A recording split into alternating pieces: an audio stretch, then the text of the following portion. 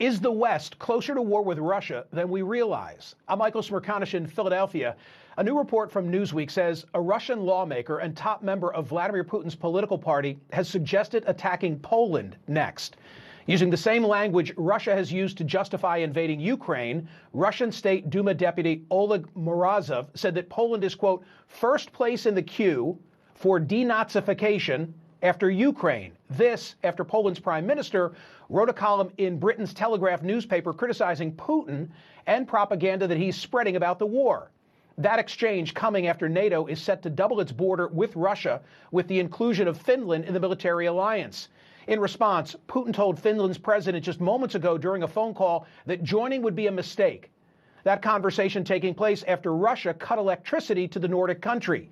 Here in the U.S., the House overwhelmingly approved an additional $40 billion in military aid and humanitarian aid for Ukraine, bringing America's support for the effort to nearly $54 billion.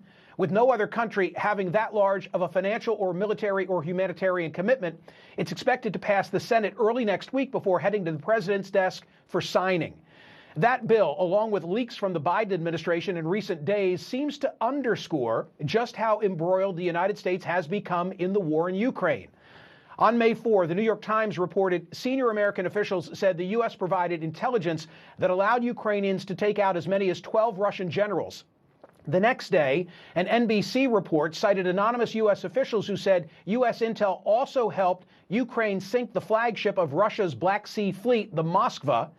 There's growing concern the aid the U.S. is providing Ukraine could trigger an all-out conflict with Russia.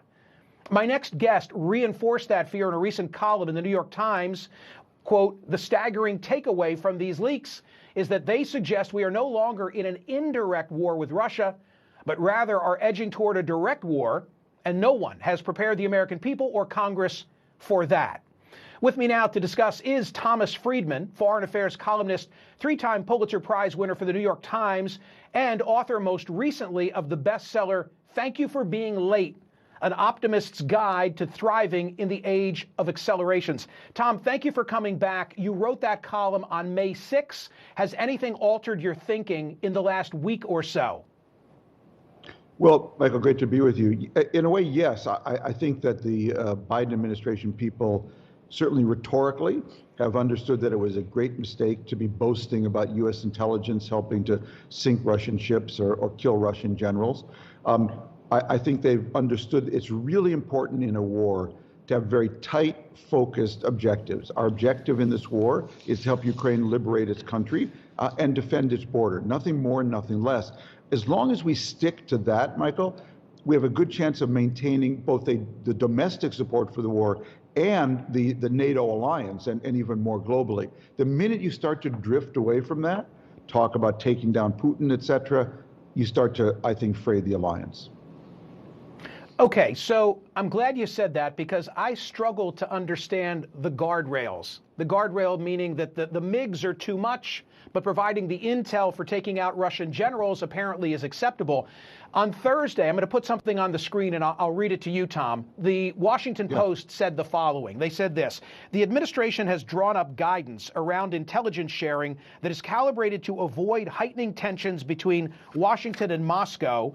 Given to intelligence personnel at the working level, the guidance has placed two broad prohibitions on the kinds of information that the United States can share with Ukraine. First, the United States cannot provide detailed information that would help Ukraine kill Russian leadership figures, such as the most senior military officers or ministers. The second category of prohibited intelligence sharing is any information that would help Ukraine attack Russian targets outside Ukraine's borders. Are those guardrails well defined in your view? Yeah, I think they're a response, Michael, to those leaks, and to make everyone stay focused on what our objectives are, which is, again, helping the Ukrainians restore their sovereignty, and should they choose to negotiate with the Russians to make some kind of dirty deal, if necessary, in order to simply save their country from being ravaged by war, to support them in that, and not going anywhere beyond that. And I think the administration got that message, and that story seemed to me to be the response. Well, I mean, the administration may have gotten the message about loose lips sink ships, but nevertheless, our policy is still one of being, I mean, look at the 40 billion, so long as Rand Paul can be dealt with. Look at the 40 billion in aid that's now going to be forthcoming. Like, what more could we do other than troops on the ground? Yeah, I would agree with you. That number is staggering, and it took me a little bit by surprise, and I sure would like to know exactly what goes in it. What are we actually promising here? I don't think the administration has done a particularly good job of breaking that down. But I think we have to ask ourselves every day, or remind ourselves every day, what are the objectives? They have to be very focused, very tight, and you don't stray from them. Because when you're trying to herd all these cats together of this kind of alliance, the minute you step out of defending Ukraine, helping it restore its border, nothing more, nothing less, you invite trouble. Another subject about which you write extensively, China. Is there some solace to be taken by Americans that China has thus far sat it out, and does the president deserve credit in that regard? Yeah. President Biden called President Xi early in the war and made it very clear that if he hadn't done the math, Biden would do it for him. The European Union and the United States are China's two largest export markets. And should China provide military aid to Russia, that was going to affect its two biggest markets. And I think the Chinese did the math. I think also, as it became quickly apparent to the Chinese that Putin was losing, I think they also didn't care to be on his side either. The Chinese have enough trouble at home. They're fighting their own war with Mother Nature over the Omicron virus. And I think they understood that the last thing they needed was to get embroiled in this actual military conflict in Europe. Tom, at the outset, I mentioned some Russian saber rattling toward Poland. Poland, in my view, has carried the laboring oar with regard to the refugee situation thus far. What thoughts might you have about Poland's role? Well, I was glad you raised that, Michael. It's a very, very important point. Poland has been a key NATO ally in this war, basically providing the bridge into Ukraine for a lot of the military equipment, not all. If I were Putin, and I'd written this earlier, and I was looking for a Hail Mary right now, I would attack Poland and basically challenge NATO to actually live up to its Article 5 part of the agreement that says every member has to help defend another member if it's attacked. And I think there's a lot of countries that are happy to provide material support to Ukraine, but not military support. And so I worry very much that Putin's escalatory move would not be a nuclear, use of a tactical nuclear weapon, God forbid, but it would be to actually attack Poland and say to the American people, are you now ready to fight me directly? Are you ready to put troops into Poland that would be embroiled in a war in Central Europe? I'd watch that story. I'm glad you raised it. Okay, well, that makes me nervous. Let's go back to where we began about your level of concern and Americans and the Congress not being totally focused. I mean, I think we're eagerly awaiting the return of Amber Heard and Johnny Depp. How concerned should we be today? I think we should be very concerned, and I think I took some solace this morning, Michael, reading that Secretary of Defense Austin had called his Russian counterpart and said we need to start talking about a ceasefire. And I think this is really getting to a point where you don't want to walk away from the battle now that the Russians appear to be losing. I think it's important they be driven back to the border, that one country cannot just go rape another country in Europe, which is what Putin has done. But at the same time, there's only one thing more dangerous than a victorious Russia, and that's a losing, possibly even disintegrating Russia. Sobering thoughts. Thomas Friedman, thank you as always. We really appreciate your time. My pleasure, Michael. Thank you. What are all of you thinking? Tweet me at Smerconish. Go to my Facebook page, YouTube, wherever. I'll read some responses throughout the course of the program. Catherine, what do we have? From YouTube, no, you're not edging toward war. We're all helping Ukraine defend itself. Maja, obviously you sent that via YouTube before hearing from Tom Friedman. When you hear him rattle off his list of concerns, including the situation vis-a-vis Poland, I wonder if you'd be saying the same thing. I share his concern, which leads me to this week's survey question. I want you to go to my website at smerconish.com this hour. Do you agree with Thomas Friedman that the U.S. is edging toward a direct war, and no one has prepared the American people or Congress for that. Up ahead, before Tuesday's Pennsylvania primary, President Trump has made another big endorsement. This has just happened. That's in the gubernatorial race. And in the Senate race, both parties seem on the verge of nominating, I'll say, extreme candidates, abandoning the majority in the middle, like me.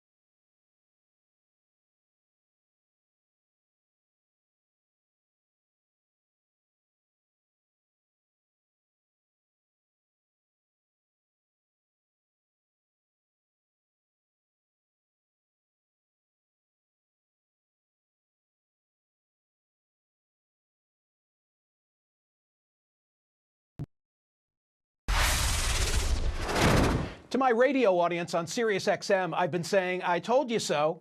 For months, I've said all eyes across the country should be on the Pennsylvania Senate and gubernatorial elections. And while I knew that things would get interesting, I never envisioned the many twists and turns in the home stretch. But here we are. This morning, former President Trump just made his endorsement in the gubernatorial race. This to replace outgoing Democratic Governor Tom Wolf, who was term limited. The state's Attorney General Josh Shapiro is running unopposed for the Democratic nomination. Among the Republican contenders, the findings of a poll released Monday by the often canny Trafalgar Group, whose Robert Cahaly will be here in a moment, says State Senator Doug Mastriano is at 28%, former U.S. Representative Lou Barletta in second at 18%, Delaware County businessman Dave White at 15%, and former U.S. Attorney Bill McSwain at 14%, with 11% still undecided. The GOP regulars have been trying to combine forces to derail Mastriano, who is seen as too extreme to win in November. In an unusual move, Shapiro, the Democrat, released an ad that anoints Mastriano, the Republican, as his likely opponent, apparently thinking that might make Shapiro's path to victory in November easier. Here's an excerpt. It's Mastriano who wrote the heartbeat bill in Pennsylvania, and he's one of Donald Trump's strongest supporters. He wants to end vote by mail, and he led the fight to audit the 2020 election. If Mastriano wins, it's a win for what Donald Trump stands for. Is that what we want in Pennsylvania? In other words, Shapiro is trying to handpick his opponent. Could it backfire? Maybe. Just this hour, Trump endorsed Mastriano, calling him a man who will never let you down. Meanwhile, in the fight for the Senate seat being vacated by retiring Republican Pat Toomey, the Democrats have three main contenders: Lieutenant Governor John Fetterman, Congressman Connor Lamb, and State Representative Malcolm Kenyatta. On the Republican side, most of the attention and money spent has been on businessman David McCormick and TV's Dr. Mehmet Oz, the latter of whom got President Trump's endorsement. But there's been a late surge in the polls by an underdog. Kathy Barnett, described on her website as veteran, former adjunct professor of corporate finance, sought-after conference speaker and conservative political commentator. In the final week of the campaign, Barnett got an endorsement of $2 million in TV ads from a Club for Growth PAC, a conservative PAC that in the Ohio Senate primary had opposed J.D. Vance, only to have Vance get Trump's endorsement and win. Barnett has put abortion at the center of her candidacy, calling herself the, quote, byproduct of her mother being raped at 11. Despite not having 45's endorsement, she said in a debate last month, MAGA does not belong to the president. The most recent Trafalgar Group poll has this race at this percent: Oz 25, Barnett 23, McCormick 22. Regardless of who wins, I think there are already lessons to be learned from Pennsylvania. Last week, I tweeted this: among my pre-election takeaways from the upcoming Pennsylvania primary, number one, this is who you get when we lack investigative journalists. 2, it shows the decreasing importance of paid-for television ads. And 3, closed primaries suck. Every time you read that another local newsroom has been eviscerated, please realize what society loses in terms of government oversight. Your local school board, the county commissioners, and yes, statewide candidates are getting too much of a free pass. In a bygone era, all these Pennsylvania candidates would have been fully vetted by the local media. Instead, there's now a scramble underway to educate the public in the 11th hour when many have already returned their ballots. On Thursday, former President Trump released this statement about Barnett. He said, Kathy Barnett will never be able to win the general election against the radical left Democrats. She has many things in her past which have not been properly explained or vetted. But if she's able to do so, she will have a wonderful future in the Republican Party, and I will be behind her all the way. There's some real pretzel logic in that.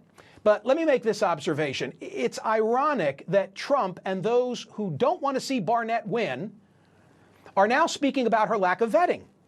They themselves are partly to blame. In having so denigrated the media, they've limited the impact of any investigative journalism that might be done about Barnett or any other candidate. To wit, CNN's K-File dropped a serious look at Barnett this week. It began this way. Surging Pennsylvania GOP Senate candidate Kathy Barnett has a history of anti-Muslim, anti-gay statements. In many tweets, Barnett also spread the false conspiracy theory that former President Obama is a Muslim. In one speech uploaded to YouTube in 2015, Barnett forcefully argued it was okay to discriminate against Muslims and compared rejecting Islam to, quote, rejecting Hitler's or Stalin's worldviews. In comments on her radio show, she said accepting homosexuality would lead to the accepting of incest and pedophilia. One post that she wrote called a transgender person deformed and demonic. One of her tweets discovered from 2015 was this: pedophilia is a cornerstone of Islam. Recently confronted about this by an NBC reporter, Barnett had this remarkable response. This tweet says pedophilia is a cornerstone of Islam. Yeah, no, I don't think that's me. I would never have said that. That's some Joy Reid stuff there. All this is pretty strong, all documented. Where Trump derides the dominant media as fake news, how can he now expect his followers to believe it? Republicans who don't want Mastriano or Barnett because they can't win a general election can't count on the media to do its dirty work. Second observation, where up until a week ago nearly $50 million had been spent on McCormick and Oz, as compared to $137,000 for Barnett, TV outlets and media buyers better beware. The outcome of this race might cause reconsideration of whether you can still buy an election with TV advertising alone. Never in the history of Pennsylvania politics has so much been spent by so many for such meager results. Third observation from me. Pennsylvania is now a textbook example of what is wrong with closed primaries. There are 9 closed primary states in the nation. Notwithstanding that my tax dollars are funding Tuesday's primaries, I have no vote where I'm registered as an independent. There are nearly 1.3 million people like me in Pennsylvania. On Tuesday, we have no say. We have to sit back and wait for the parties to nominate. In the Senate, that looks like Democrat John Fetterman and one of the 3 Republicans who tried to outdo one another laying claim to the MAGA movement. Fetterman is a Democrat in the mold of Bernie Sanders. And despite the stakes in the race, I argue he wasn't fully vetted for a 2013 incident in which he brandished a shotgun on an unarmed black jogger. Moreover, as the Philadelphia Inquirer noted this week, despite his role as president of the state Senate, not a single member of that body is supporting his candidacy, nor any member of the state house. The stronger general election candidate among the Dems, it's Connor Lamb, Marine veteran, former prosecutor, moderate member of Congress, who already won in Trump territory. But here's the thing, just like the Republicans, the Democrats who vote in primaries, they're at the end of the ideological spectrum. So Lamb will probably come up short in the primary, despite the fact that I think he'd be invincible in a general election, and Fetterman will face one of the 3 Trump acolytes. Which means the citizens of the Commonwealth are going to have a choice of a far left and far right candidate to represent a state that is a deep shade of purple. And that's a shame. Stay with me. Right after the break, we're going to discuss all of this with my fabulous panel, Holly Otterbein from Politico, CNN political commentator David Urban, and chief pollster for the Trafalgar Group, Robert Cahaly, are here.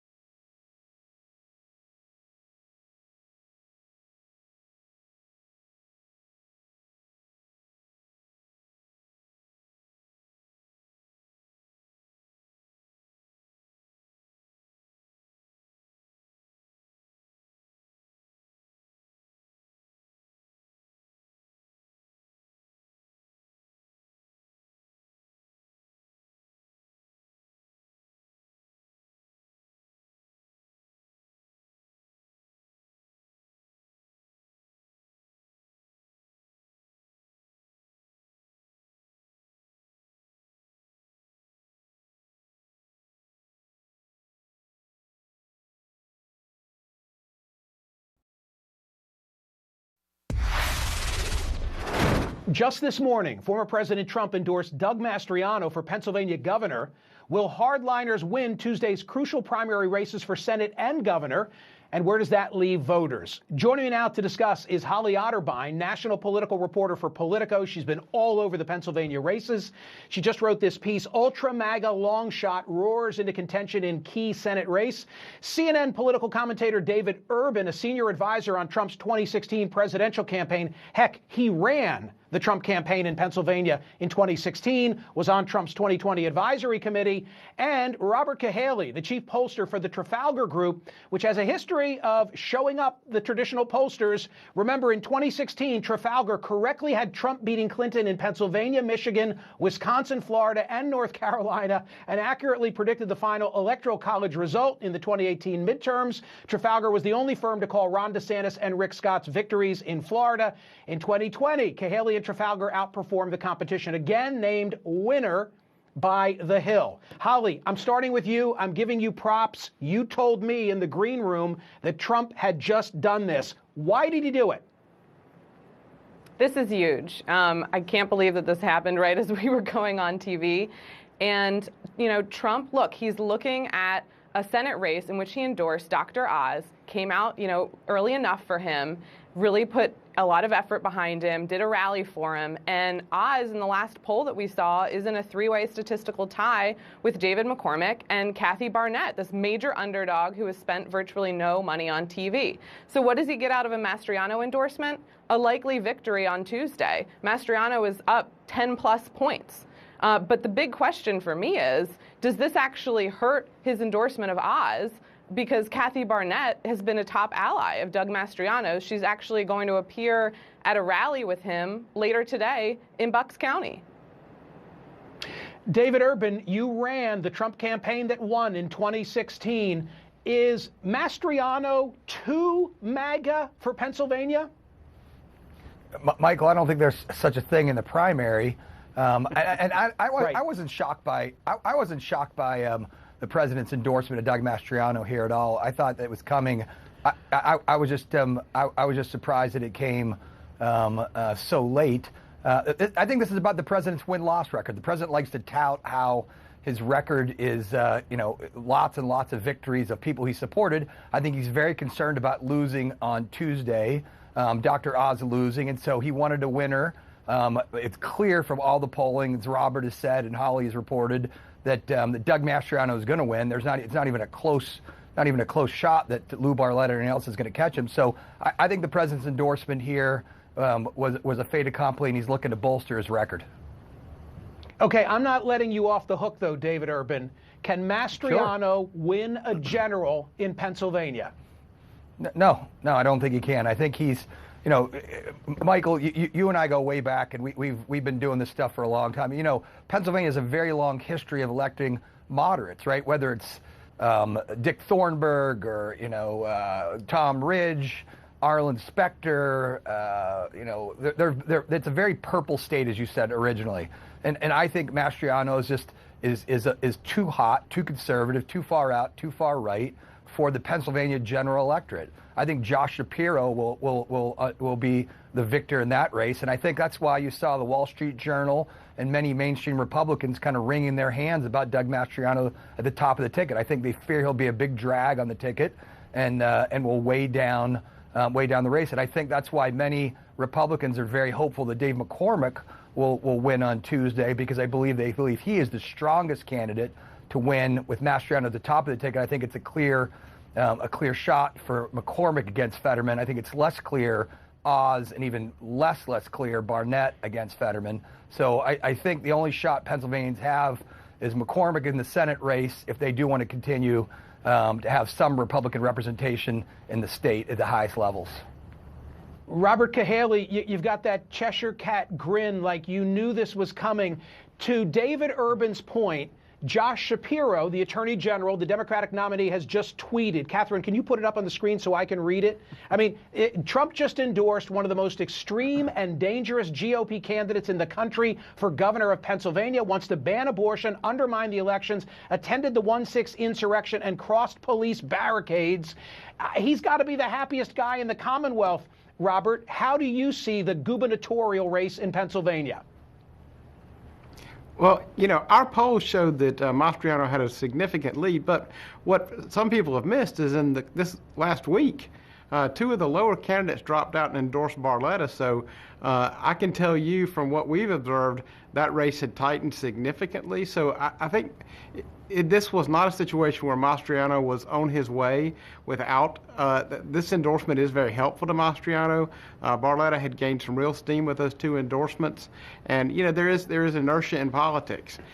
Also, with considering that as a nominee, he's certainly going to be more to the right. But 2022 is shaping up to be the kind of year.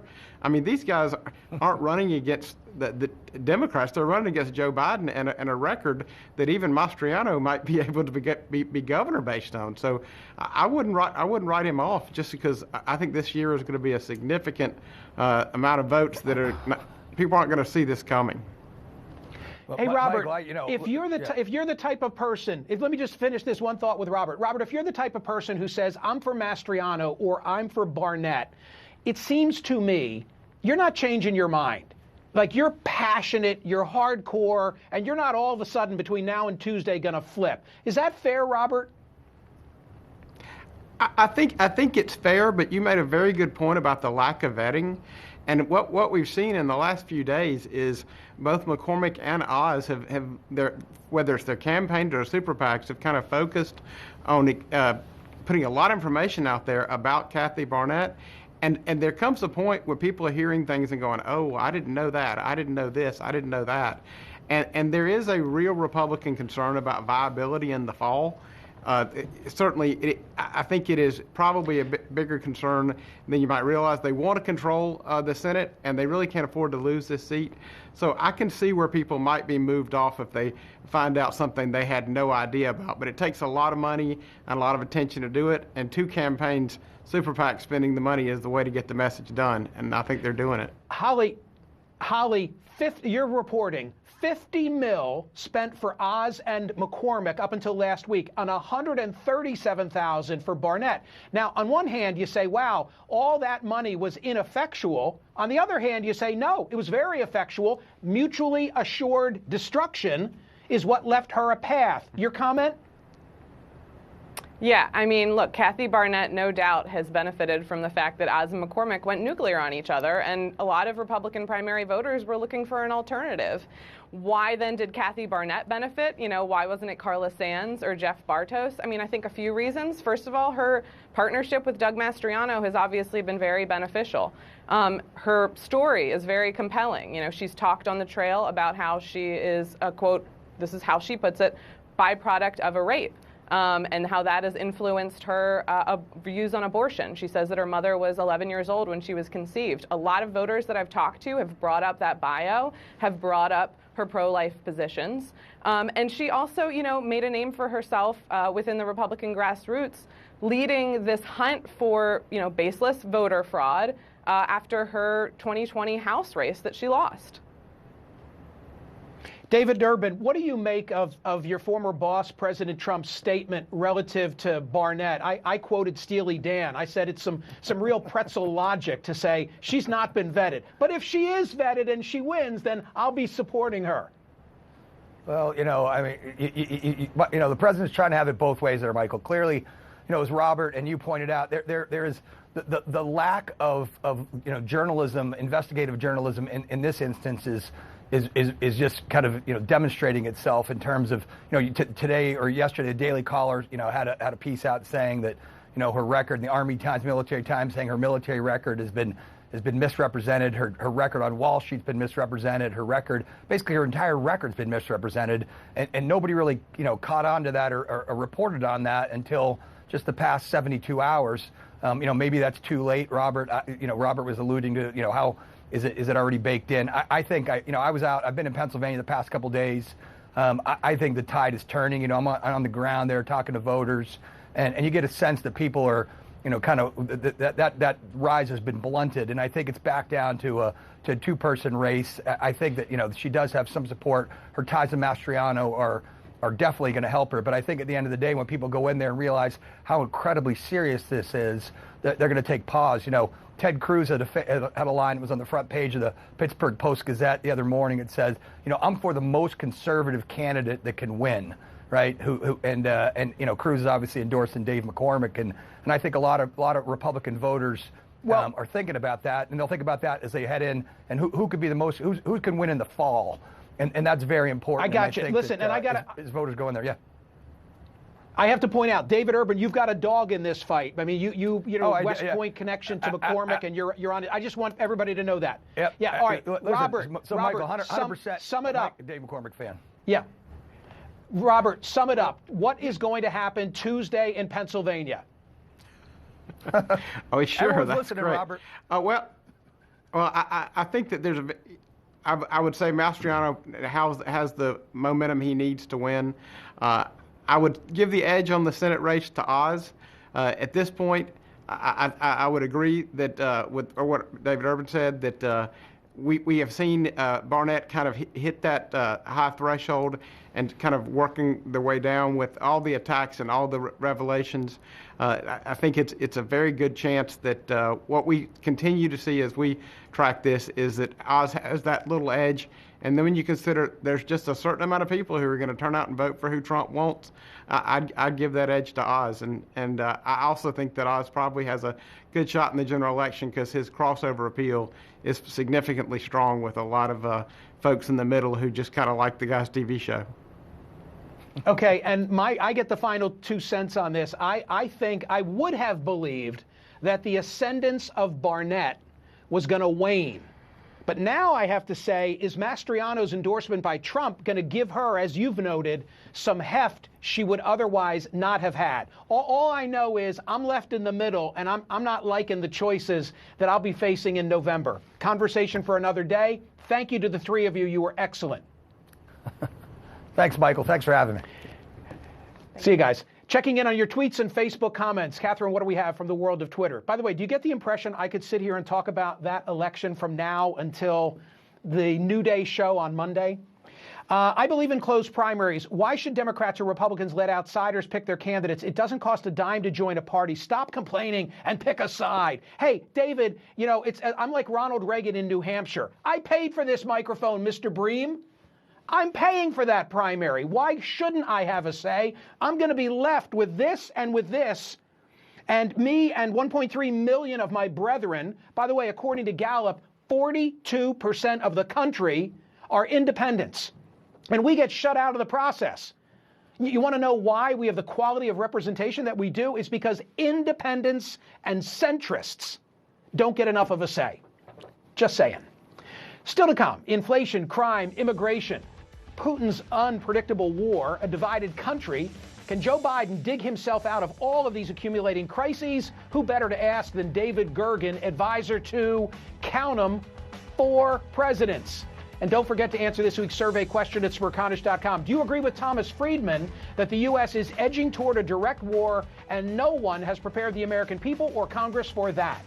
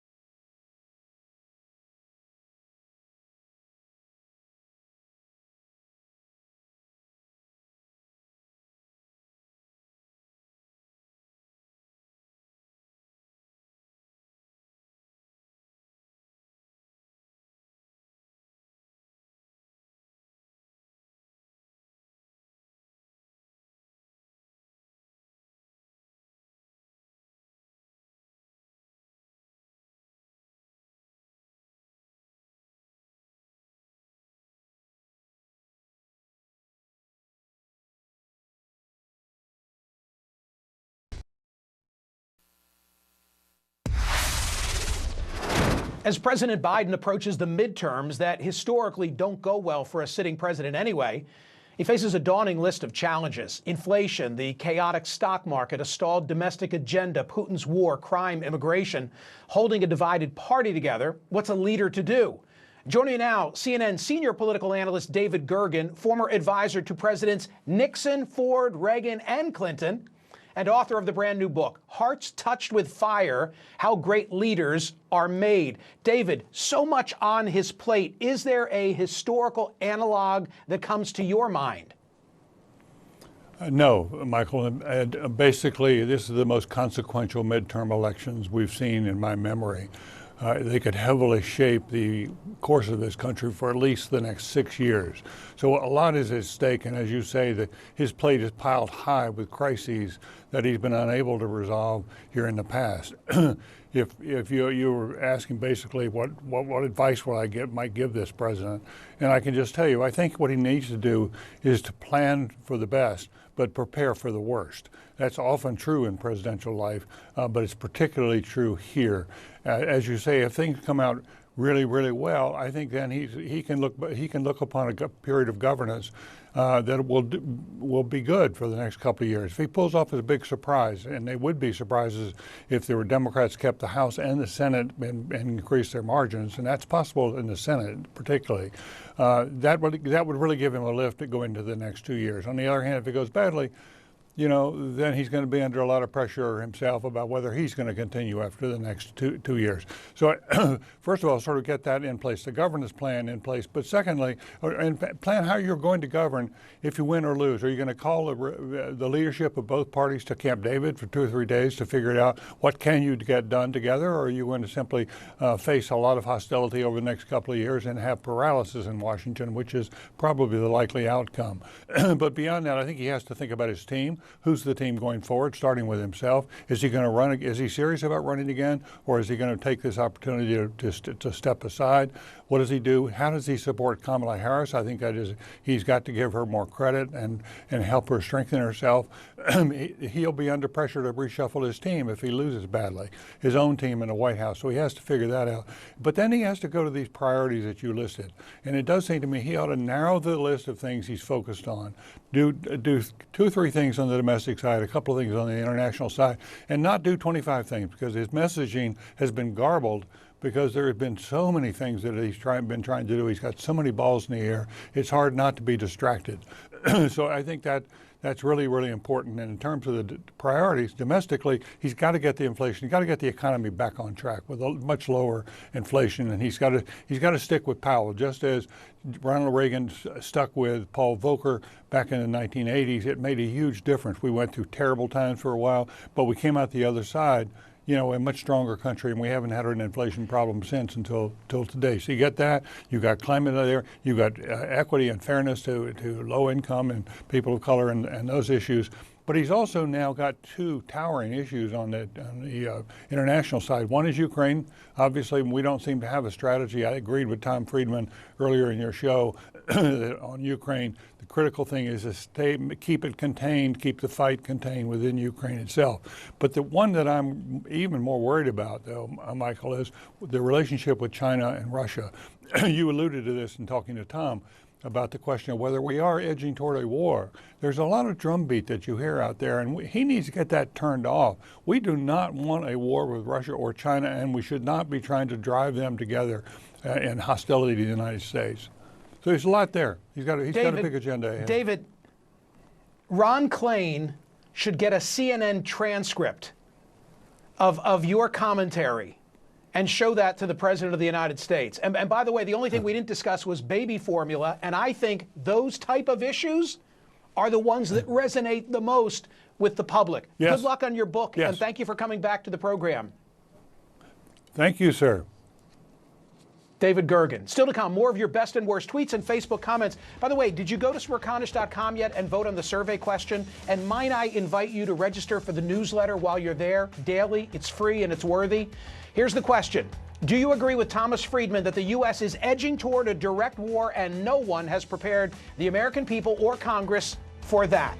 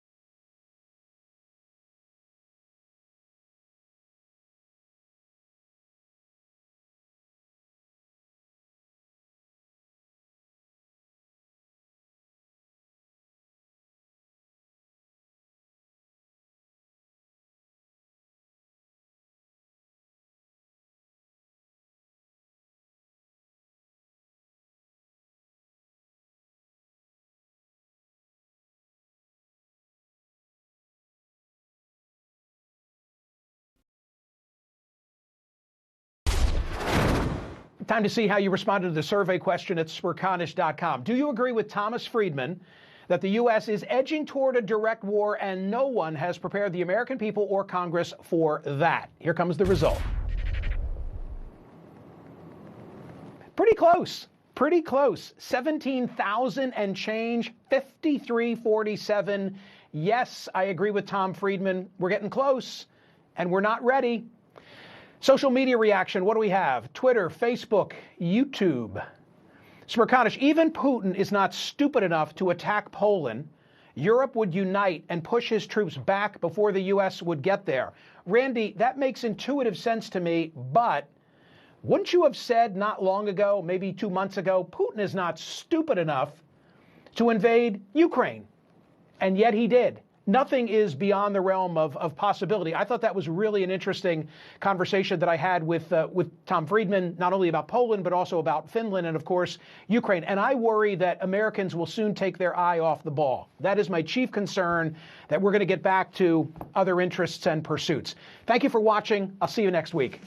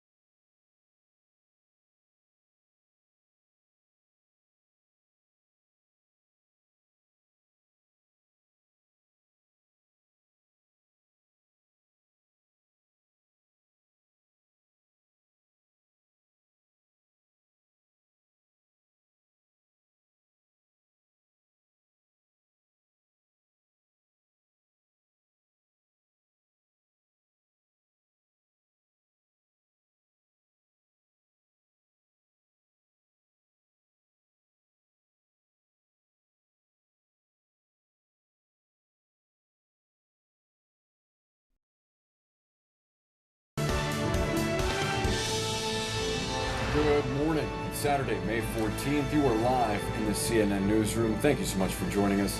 I'm Boris Sanchez. Hi, Boris. I'm Christy Paul. Thank you. We are grateful to have you with us. We want to tell you about Ukrainian President Vladimir Zelensky. He's welcoming a congressional delegation led by Senate Minority Leader Mitch McConnell.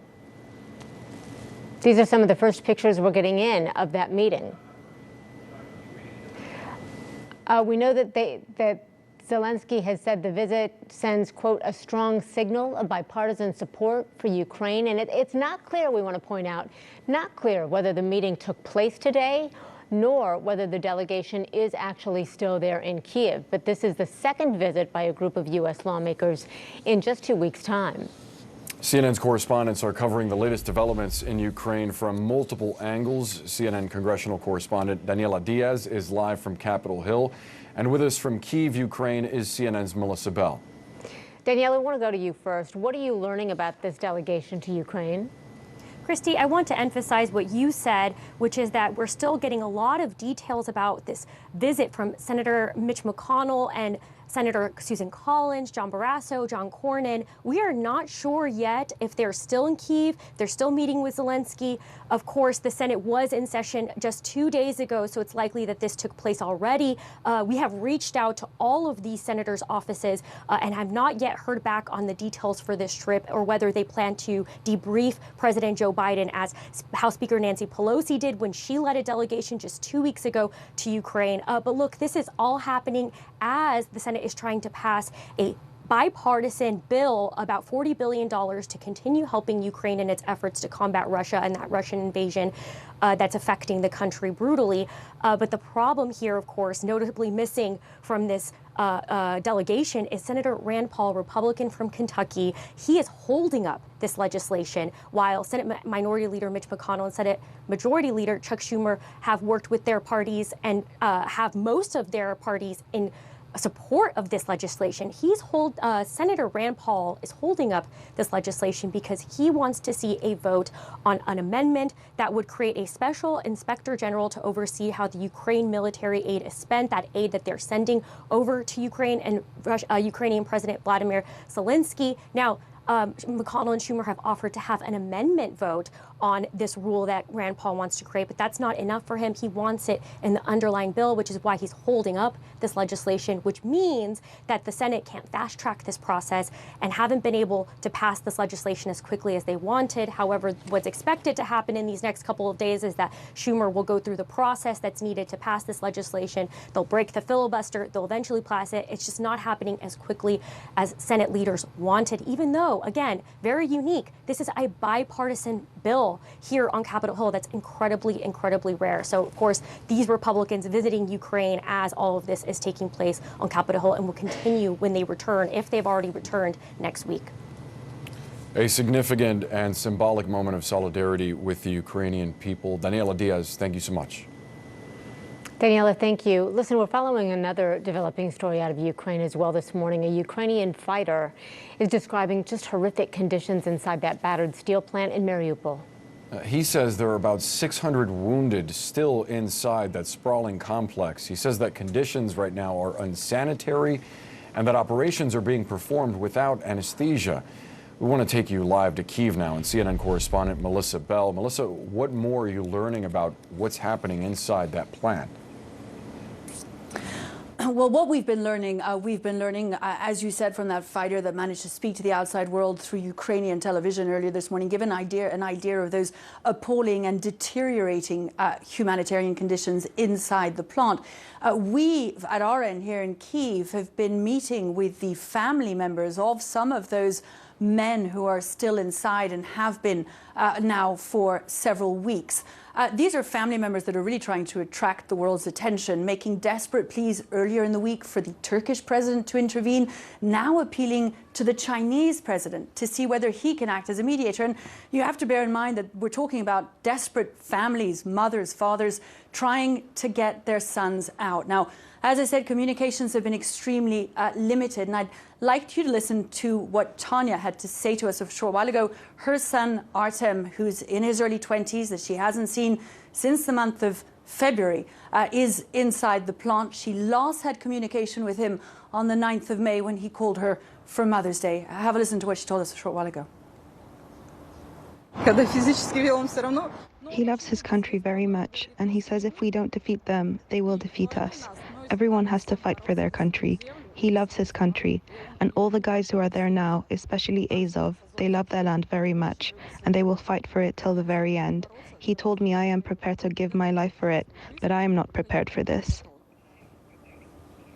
Tanya shared pictures of him when he was a baby. We're talking about a 21-year-old boy who's now trapped in that plant with several hundred other young fighters. And their situation grows more dire. We know they're out of medical supplies. And what we understand from the families is that their food supplies are now dwindling. The families say that if they are not helped, they really only have another week or so to live.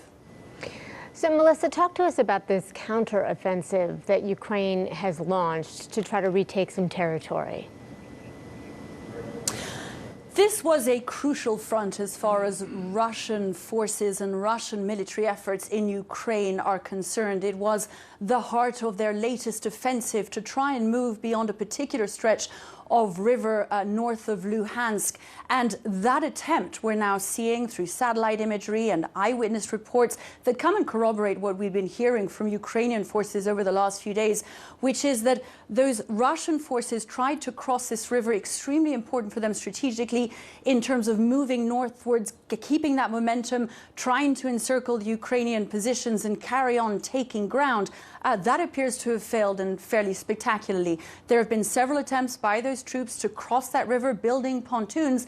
And what we see now from the satellite imagery is that Ukrainians have been successful in blowing those up. We understand that some Russian forces did manage to cross the river, but not in numbers sufficient to sustain any significant advance. So this is a serious setback now for Russian forces on what was, remember, the heart of their concentrated efforts to try and continue gaining ground, even as Ukrainian forces have been successful in their counteroffensive further to the north and around Kharkiv. Boris and Christine. All right, Melissa Bell, we so appreciate the updates. Thank you. We want to turn now to another major story, a nationwide scramble for baby formula. The White House and private companies say they are working to get more of that formula into the hands of desperate parents. I mean, throughout the pandemic, stores struggled, as you know, to keep shelves stocked with a lot of popular brands, but a recall in February and then continued supply issues have really pushed parents to the breaking point. And now manufacturers say, listen, it could be weeks, even months before supply is at full capacity. And there are a lot of parents now scrambling for alternative ways to feed their babies. Now, there are some, mothers who are able to breastfeed. Not all can. And I talked to one of those mothers. Jessica Ibarra takes anti-seizure medicine, and that is transmitted in her breast milk. So breastfeeding for her newborn, Aria, who's just 10 days old, that's just not an option.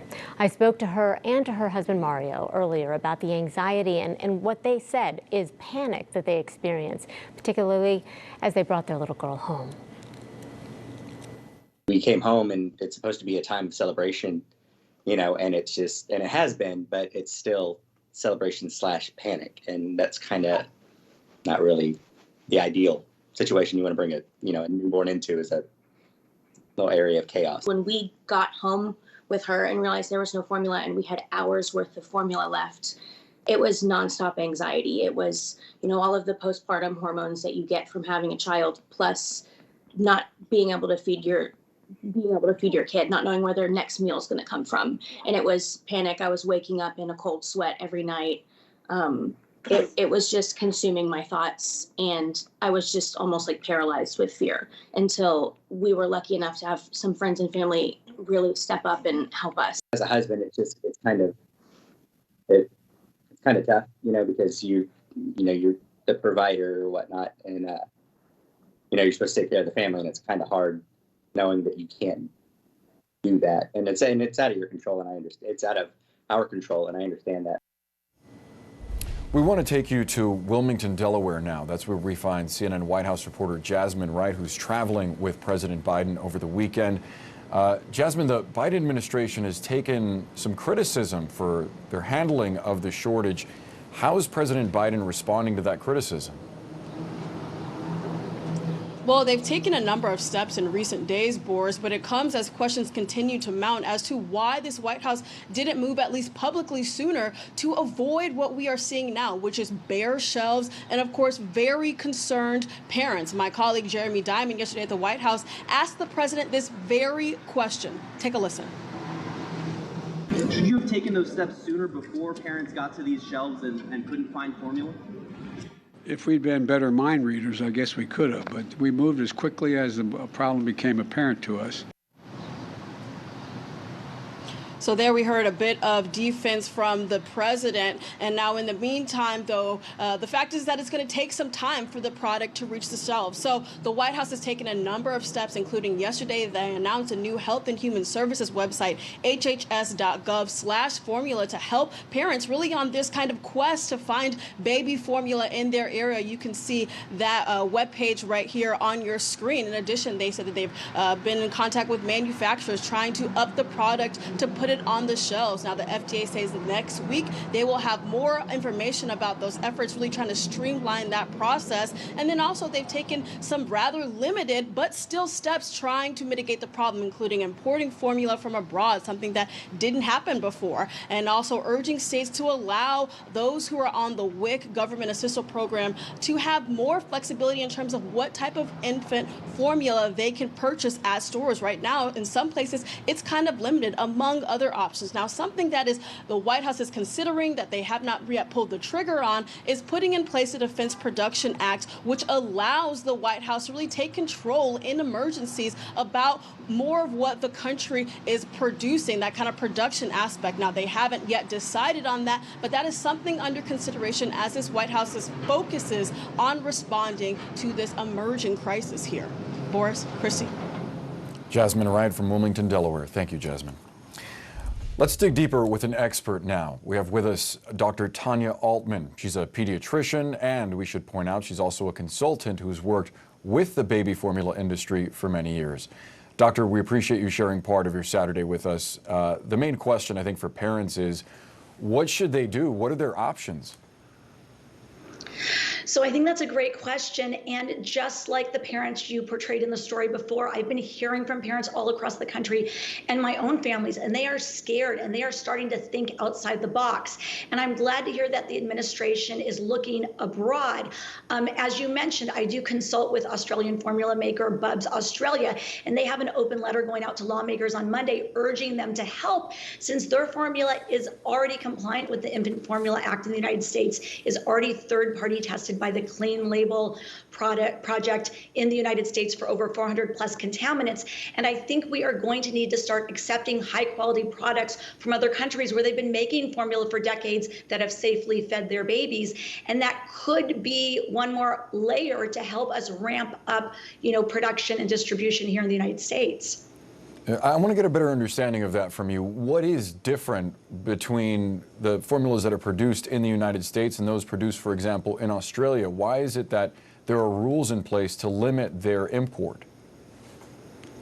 So the rules historically were there to make sure that we had safe formula in the United States that met the specific rigorous formula requirements set out by the FDA here in the United States, and that has been tested specifically by the FDA. Now, that said, we know that formula technology and nutrition has improved so much worldwide, and not all international formula is created equal, but there are some amazing, safe products from Europe, from Australia, that we know due to surveys that parents have already been importing in this country for the last 5 to 10 years. And so I think now we need to take a closer look at this, and especially some of the countries, some of the products like Aussie Bubs, they actually already were set to start production shortly in the United States before this shortage happened. So why not allow them to provide formula now? The other thing, as a pediatrician, I always have to mention breastfeeding as well. So I want everyone to know that the Human Milk Bank of North America is also working 24/7 to help provide breast milk for families who desire that. And if moms have extra breast milk, I really encourage you to think about donating to a milk bank. The problem, Doctor, does not appear as if it's going to be alleviated anytime soon. There's one formula manufacturer that says they're expecting shortages and a high demand for the balance of the year. If that's the case, what would you advise parents to do to make it through the coming months? Well, that's why I think we really need a multi-pronged approach here in the United States. So we talked about breast milk, we talked about importing high quality, clean label formula, but also talk to your pediatrician. There are still many products here in the United States, even smaller companies that are not, the WIC companies that do have good products, and often babies can switch from one brand to another brand without any issues. Now, it's most challenging for parents who have babies with food allergies and sensitivities, and in that case, you're looking for a specific formula. There are also cases where if your baby is over 6 months of age and eating a wide variety of solid foods, and your pediatrician can talk to you about this, you may be able to use a high-quality toddler formula. That's what they do in many other countries, over 6 to 9 months of age. And in some cases, pediatricians are even recommending cow's milk for a short period of time under 1 year of age, like they do in Canada. What concerns me about that is that cow's milk doesn't have added iron, and in most cases infants aren't feeding enough iron-rich food. So again, always work with your pediatrician or a pediatric dietitian to ensure that your little one gets all of the nutrition that they need during this very important time of growth and development.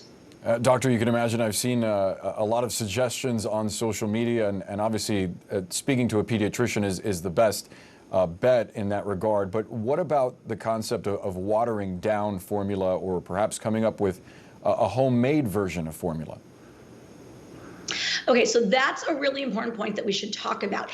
It can be extremely dangerous to make your own baby formula. And in my physician Facebook groups this morning, there were lots of accounts of hospitalizations that were occurring due to this. The infant formula manufacturing process has been based on decades of scientific research. So you can't simply buy those individual ingredients and mix them up in your own kitchen. It's very challenging to get the ratios of protein, fat, vitamins, and nutrients to be exact and uniform throughout. There also can be contamination from bacteria and other organisms when you make your own baby formula. And those are some of the issues that we've seen putting babies in the hospital. So I really urge parents against that. And also watering down your formula to stretch the supply. That's going to also change the nutrition profile, throw the electrolyte balance off, which can also cause serious health problems in an infant, especially those in the first 6 months of life who are not yet eating solids and relying solely on the infant nutrition as their only source of food. And it is a tough time for new parents, but we're grateful to have your expertise to walk us through that. Dr. Tanya Altman, thanks so much. Thank you. Well, today, abortion rights groups are expected to be in cities across the country. Next, we're going to take you to the nation's capital. Demonstrations are about to get underway there. Also, Twitter stock tumbles after Elon Musk says his bid to buy the social media site is on hold. What does it mean for his potential takeover, and could he walk away altogether?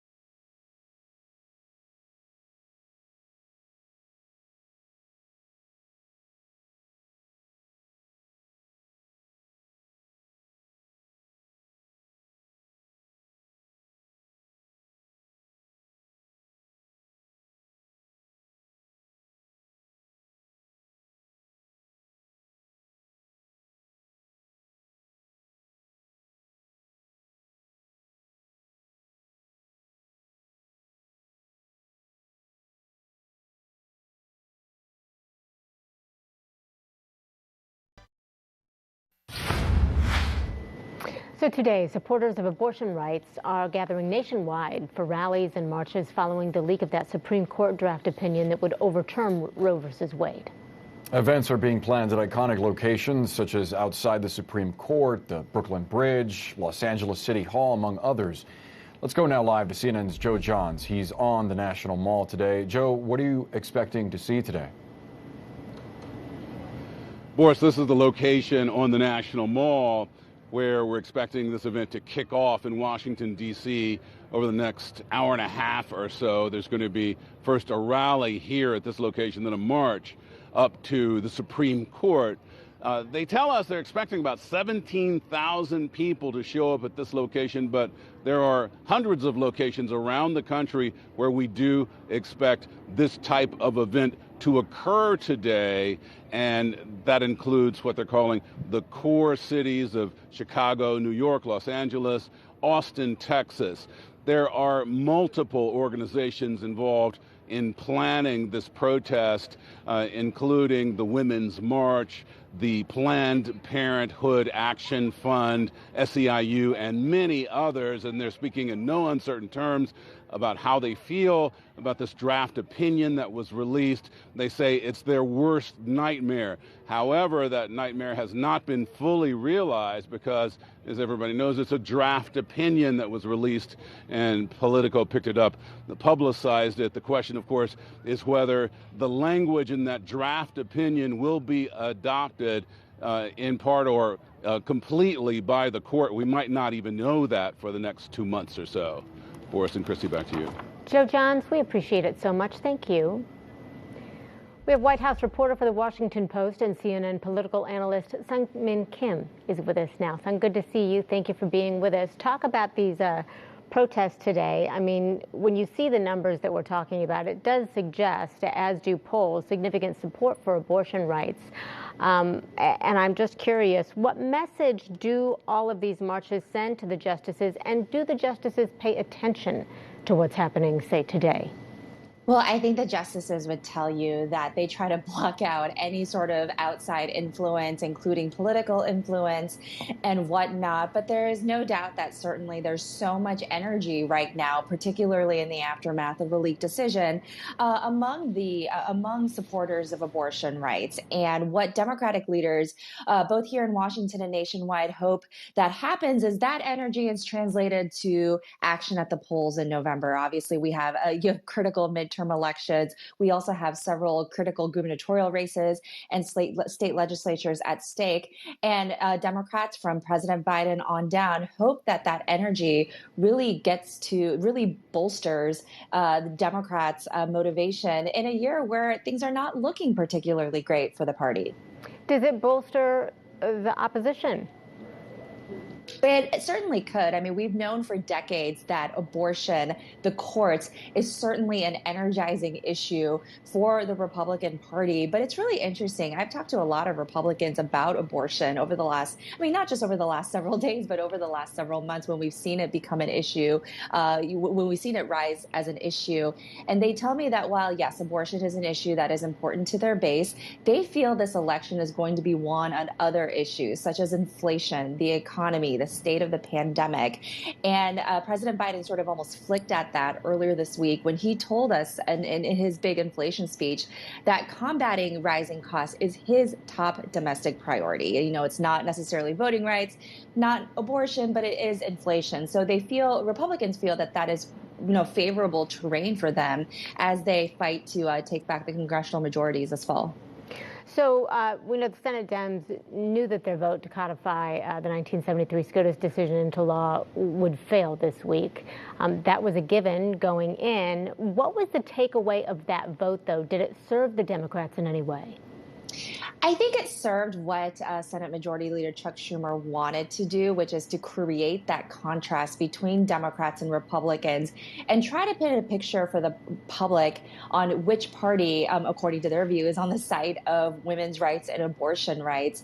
And that is a reason why, there are two Republican senators, two female Republicans, who do support access to abortion, just not in the way that this bill was written. And that's Susan Collins and Lisa Murkowski. And we asked Chuck Schumer, why not come up with a compromise that could get people like Susan Collins, Lisa Murkowski, and Joe Manchin, the moderate Democratic senator, on board? And he made it pretty clear that this is a messaging bill that is meant to show that distinction between the two parties when it comes to abortion rights. So in terms of wanting to do that, they made that clear. But obviously, in terms of showing that, showing whether a Democratic-controlled Washington can do anything, I think it showed that they can't. And they're really struggling here, both the White House and Democrats here.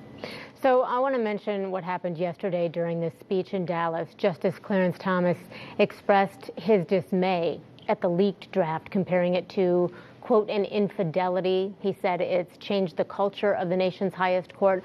So when you look at that overall, what is your assessment of how this leak is shaping the nature of the court and the impact it's had on the country? Well, it's really one thing that it's done. It's kind of shown. It's done many things, but it's also kind of shown kind of the political side of this institution. And I think that's really the struggle here for Chief Justice John Roberts. You've heard that after confirming that the leaked draft from Politico was an authentic one, he decried the leak, and he has launched an investigation into who at the court may have been responsible for getting that opinion out to the public.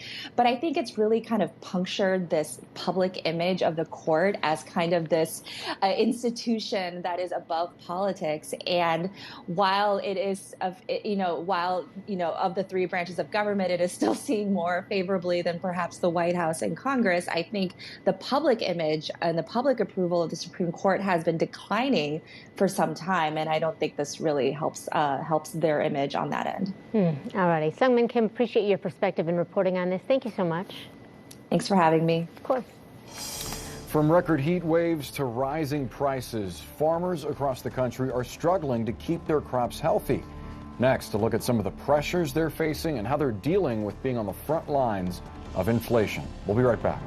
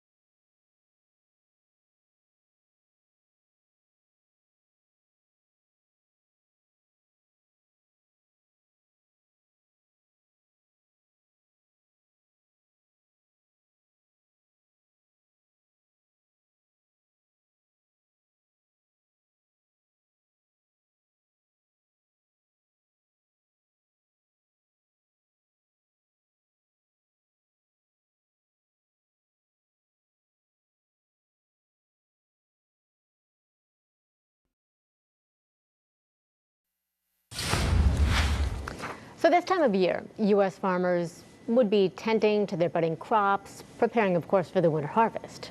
Yeah, but an unprecedented drought in the western United States, plus rising global inflation, has many U.S. farmers stressed that there's going to be less supply this season to sell. CNN's Gabe Cohen spoke with several farmers who say this is a very real concern. It's going to be tough. Just 6 weeks from winter wheat harvest, Brian Brooks is staring down 4,000 acres of barren Colorado farmland, dried out by a brutal drought that could drive food prices even higher. There's nothing you can salvage here? Oh no, we're done. I mean, you walk through here and it's so frustrating to see all your hard work is sitting here blown away. Now it's time to plant corn. Would it even grow? No, we'd just be wasting our money. A severe drought from Kansas to California has put 71 million crop acres at risk, 22% of the nation's crops. Farms are rationing water, some destroying crops that they know won't survive. In the Midwest, it's the opposite. Farms are soaked and planting is weeks behind. It's just one more strain on farmers, with costs skyrocketing for labor, fuel, seed, and fertilizer. We're planting less to try to survive to live another year. Mark Arnish, like many, is switching crops and planting half as many acres. Consumers, without a question, are going to feel the pinch at the grocery store. U.S. food prices keep climbing, up 9.4% from a year ago, and expected to rise at least 5 to 6% this year. The war in Ukraine is adding to it, sending global prices sky high and creating a hunger crisis, with Ukraine and Russia's grain industries largely cut off. We're reducing the red tape.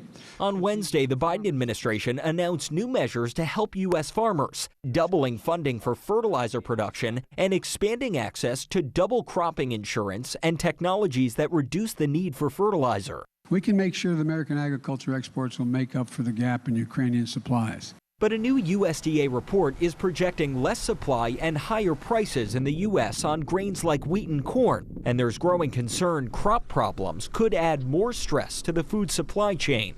Those drought impacts are going to result in less food being on the market, which is going to further put pressure on food prices on top of some of the inflationary pressures we've already been seeing. At City Bakery in Denver, Michael Bortz has already seen his cost of flour nearly double. I lose a lot of sleep for it. He's hiked his prices 20% to cover it. If wheat prices keep rising, will you have to raise your prices? Yes. I mean, there's no way around that. A problem that could grow from this desolate dirt where nothing else will. So just pray for rain. Gabe Cohen, thank you for that report. Elon Musk says he's putting his bid to acquire Twitter on hold just a few weeks after agreeing to take the company private in a $44 billion deal. The confusion from the news initially sent Twitter shares plunging by more than 20% before it rebounded. And Musk says the delay is due to pending details about spam and fake accounts among the platform's users, but he assured everyone he is, quote, still committed to acquisition. CNN chief media correspondent Brian Stelter walks us through this. Hey, Boris and Christy. Is Elon Musk just trolling us all again? I think that is the dominant question this weekend in the tech world after Musk tweeted on Friday about this Twitter takeover being on hold. Let's analyze exactly what he wrote in his tweet and see if we can read between the lines. He said, Twitter deal temporarily on hold, pending details supporting calculation that spam, fake accounts do indeed represent less than 5% of users. He linked to a nearly 2-week-old story from Reuters about the existence of spam accounts on the platform. So maybe he's saying that if there's actually a lot more than 5%, if there's a lot more spam and fake accounts, if it's actually a bigger problem than Twitter thinks, then maybe he doesn't want to buy the platform after all. Maybe he wants to back away from the deal. That seems to be what he's implying here. But a lot of investors, a lot of analysts looked at this and said, he's just citing the spam issue as a pretext, and this is really all about money. Of course, with the broader market sell-off in recent weeks, the shares that Musk owns in Tesla have declined in value. He needs those Tesla shares in order to help finance the deal for Twitter. So it's possible he's just trying to back away. Or maybe he's trying to get a lower price for Twitter. Maybe he's trying to buy it at closer to $30 billion than $40 billion. All of those just big questions left after his tweets on Friday. Now, he did follow up and say he was still committed to the acquisition, but analysts are quite skeptical now that he's going to go through with this. and maybe only one person knows for sure, Elon Musk. Christy, Boris, back to you. Brian Stelter, thank you. After 20 years, the federal government may no longer have to oversee the Oakland, California Police Department. Has that department changed for good? We'll take a closer look at its progress after a quick break. Don't go anywhere.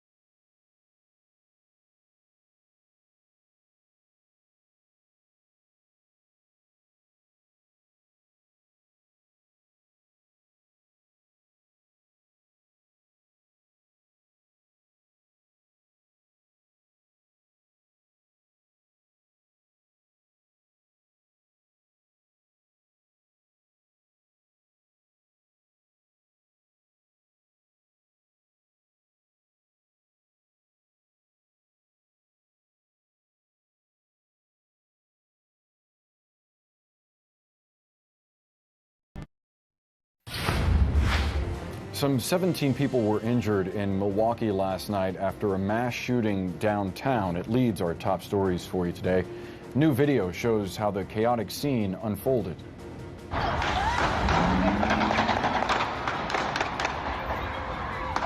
And this video posted to social media, you can hear several shots going off as people run for safety. Investigators say the victims range in age from 15 to 47. A total of 10 people were taken into custody, and some 9 firearms were also recovered from the scene. According to police, the incident happened only 2 hours after another shooting just blocks away near the city's arena where an NBA playoff game was taking place. Let's go to Texas together now. Authorities are offering more than $22,000 for any tips leading to the arrest of the man you see there on your screen, escaped inmate. He's currently serving 2 life sentences for capital murder. That is 46-year-old Gonzalo Lopez you see there. He reportedly broke out of his restraints and attacked the officer who was driving the transport bus. He then crashed the bus about 2 miles away and ran. Right now, Lopez is on the Texas Most Wanted Fugitives list as more than 300 law enforcement personnel are searching for him. Well, after nearly 2 decades, federal oversight of the Oakland, California Police Department may be coming to an end. A federal judge ruled on Thursday that the police department has reached, quote, substantial compliance and achieving internal reforms mandated by a 2003 settlement. That was after Oakland police officers were accused of planting evidence and beating up suspects. CNN's Josh Campbell spoke with Oakland's police chief, who says it is a new day at that department. It was a notorious time for the Oakland Police Department. Officers in the early 2000s accused of racial discrimination, beatings, kidnappings, planting evidence. Victims filed a lawsuit. It was rotten to the core in many areas, largely because officers were not held accountable, and that the leadership turned a blind eye to a lot of these things. As part of an eventual $10 million settlement, the department was placed under federal oversight, mandating more than 50 reforms, including officer discipline, training, field supervision, incident reporting, and more. Do you feel today like if you saw something happening that shouldn't be happening, that you would be able to speak up? Absolutely. Officers like Mia Cooper, new to the force, are now trained that silence is not an option. Stand up and say something, you know? After nearly 20 years of federal supervision, a judge now says that oversight will end next year if the department can stay the course. Are you confident that Oakland Police today, this reform department, has the trust of the community that you're sworn to protect? I think it is a work in progress, but I think we're taking steps every day to build trust. Chief LaRon Armstrong, who took over the department last year, points to new officers trained with a new mindset. My name is Brian Wood. I'm originally from Sacramento, California. Brian Wood has been on the force for 2 years. He and Mia Cooper are part of a newer generation of OPD officers who have only known the city's current model of progressive policing. Now it's in our DNA. It's not just, hey, go out there and arrest bad people. It's let's go out and actually serve the community who has empowered us to do that thing. It's not, what policing was 20, 30 years ago. Before it was just, we're a police officer, we're just gonna go look for this, go look for that, stop people, pull people. Now it's like, no, let's connect with the community. OPD tells us it carefully screens new recruits. We need officers that embrace constant training, constant growth, servant spirit, have a heart for the people. If you don't have a servant spirit, wrong profession. Wrong profession. The results have won over some critics, including John Burris, who filed the original lawsuit against the department. We don't have the beatings that we used to have. We don't have the shootings that we used to have. One of the big questions is, can we maintain the efficiency that we have? And I'm hopeful that it will. But not everyone is. I think the people of Oakland should get to say whether or not the police department is ready to come off of federal oversight. Kat Brooks, a community activist, says many residents are skeptical that any reforms will stick. Police departments do not want to change. They do not like being told what to do. It was supposed to be a 5-year process, and it took 20 years for you to stop beating, racially profiling, mistreating. I'm sorry that it took so long. And I'm sorry that there was resistance. Chief Armstrong understands the frustration, but says what matters now is the present. Maybe it took 20 years to get us to this point, but I think we all should be proud of the fact that we are here. Thanks so much to CNN's Josh Campbell for that report. Don't go anywhere. We're back after a quick break.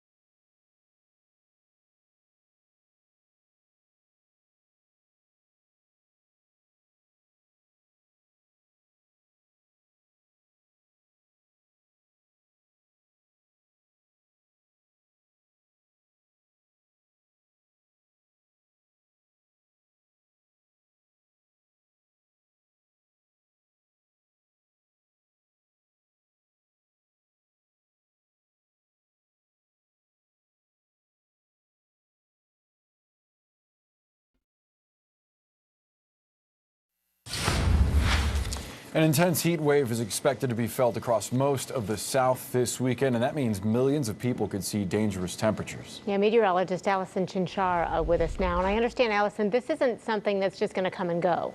Right, and I think that's going to be the key thing, is that this is a prolonged heat wave event in the middle of May. We're looking at temperatures that we would normally see in July and August this early. So a lot of people aren't necessarily acclimated to this type of heat, especially when it's going to last for 5, 6, even 7 days.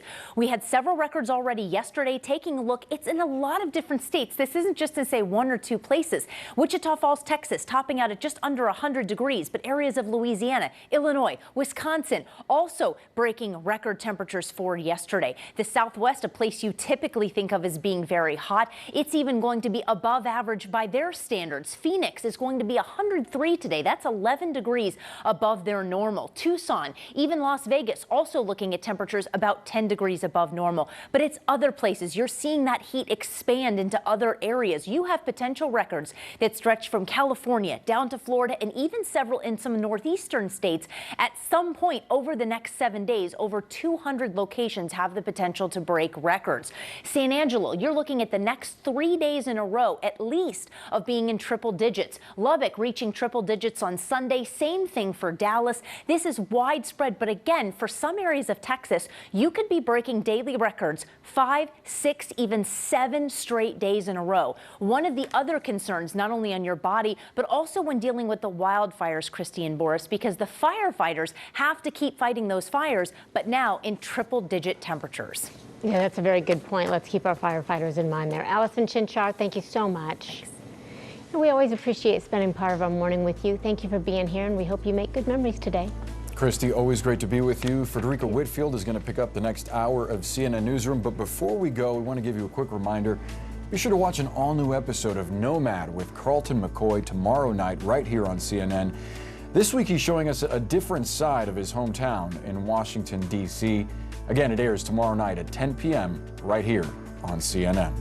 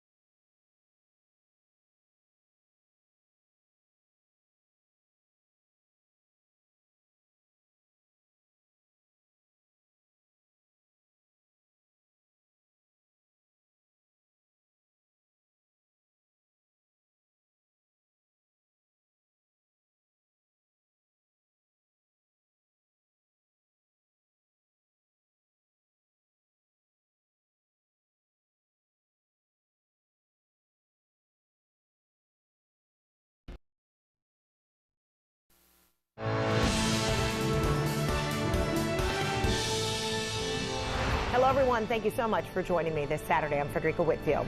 We begin today with rallies planned coast to coast, marking a day of action for abortion rights.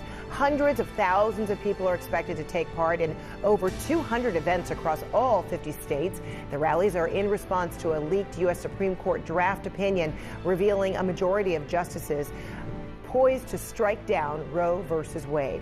And if overturned, constitutional protections for abortion rights would be eliminated in 26 states, likely. We have reporters covering this in several key cities today. CNN's Joe Johns is live for us in the nation's capital. Polo Sandoval is covering the New York event. Adrian Broadus joins us from Chicago, and Nadia Romero is live in Atlanta. So let's begin in the nation's capital with you, Joe. So the D.C. rally is near the Washington Monument, and it will kick off, at about noontime, and then people will start making their way to Capitol Hill outside of the U.S. Supreme Court?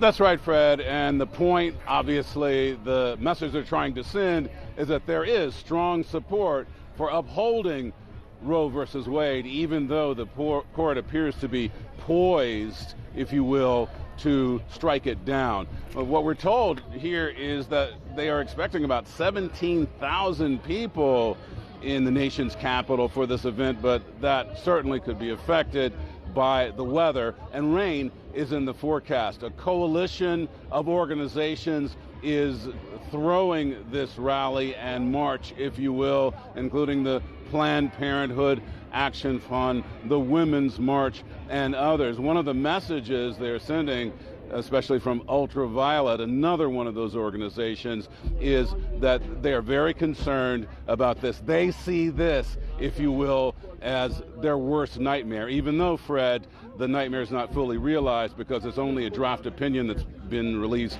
Could be a couple weeks or a couple months before we know if that same language is going to be in whatever the court says. Back to you. That's right. Joe, thank you so much. We'll check back with you. Polo, on to New York now. And what's the plan there?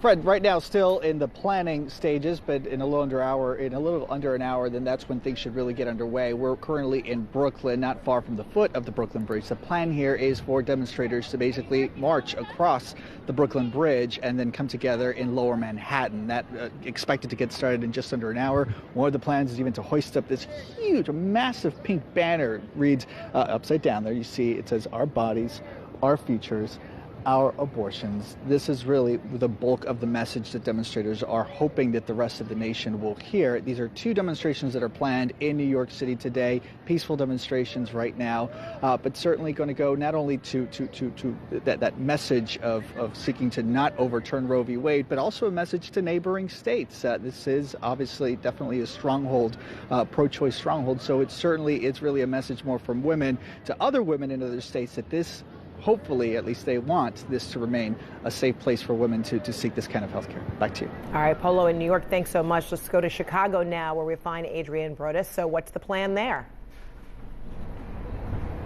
Hey there, Fred. Different city and state, but similar to what our colleague Joe mentioned in the nation's capital. Supporters are expected to show up here at Millennium Park. It's in the heart of downtown Chicago.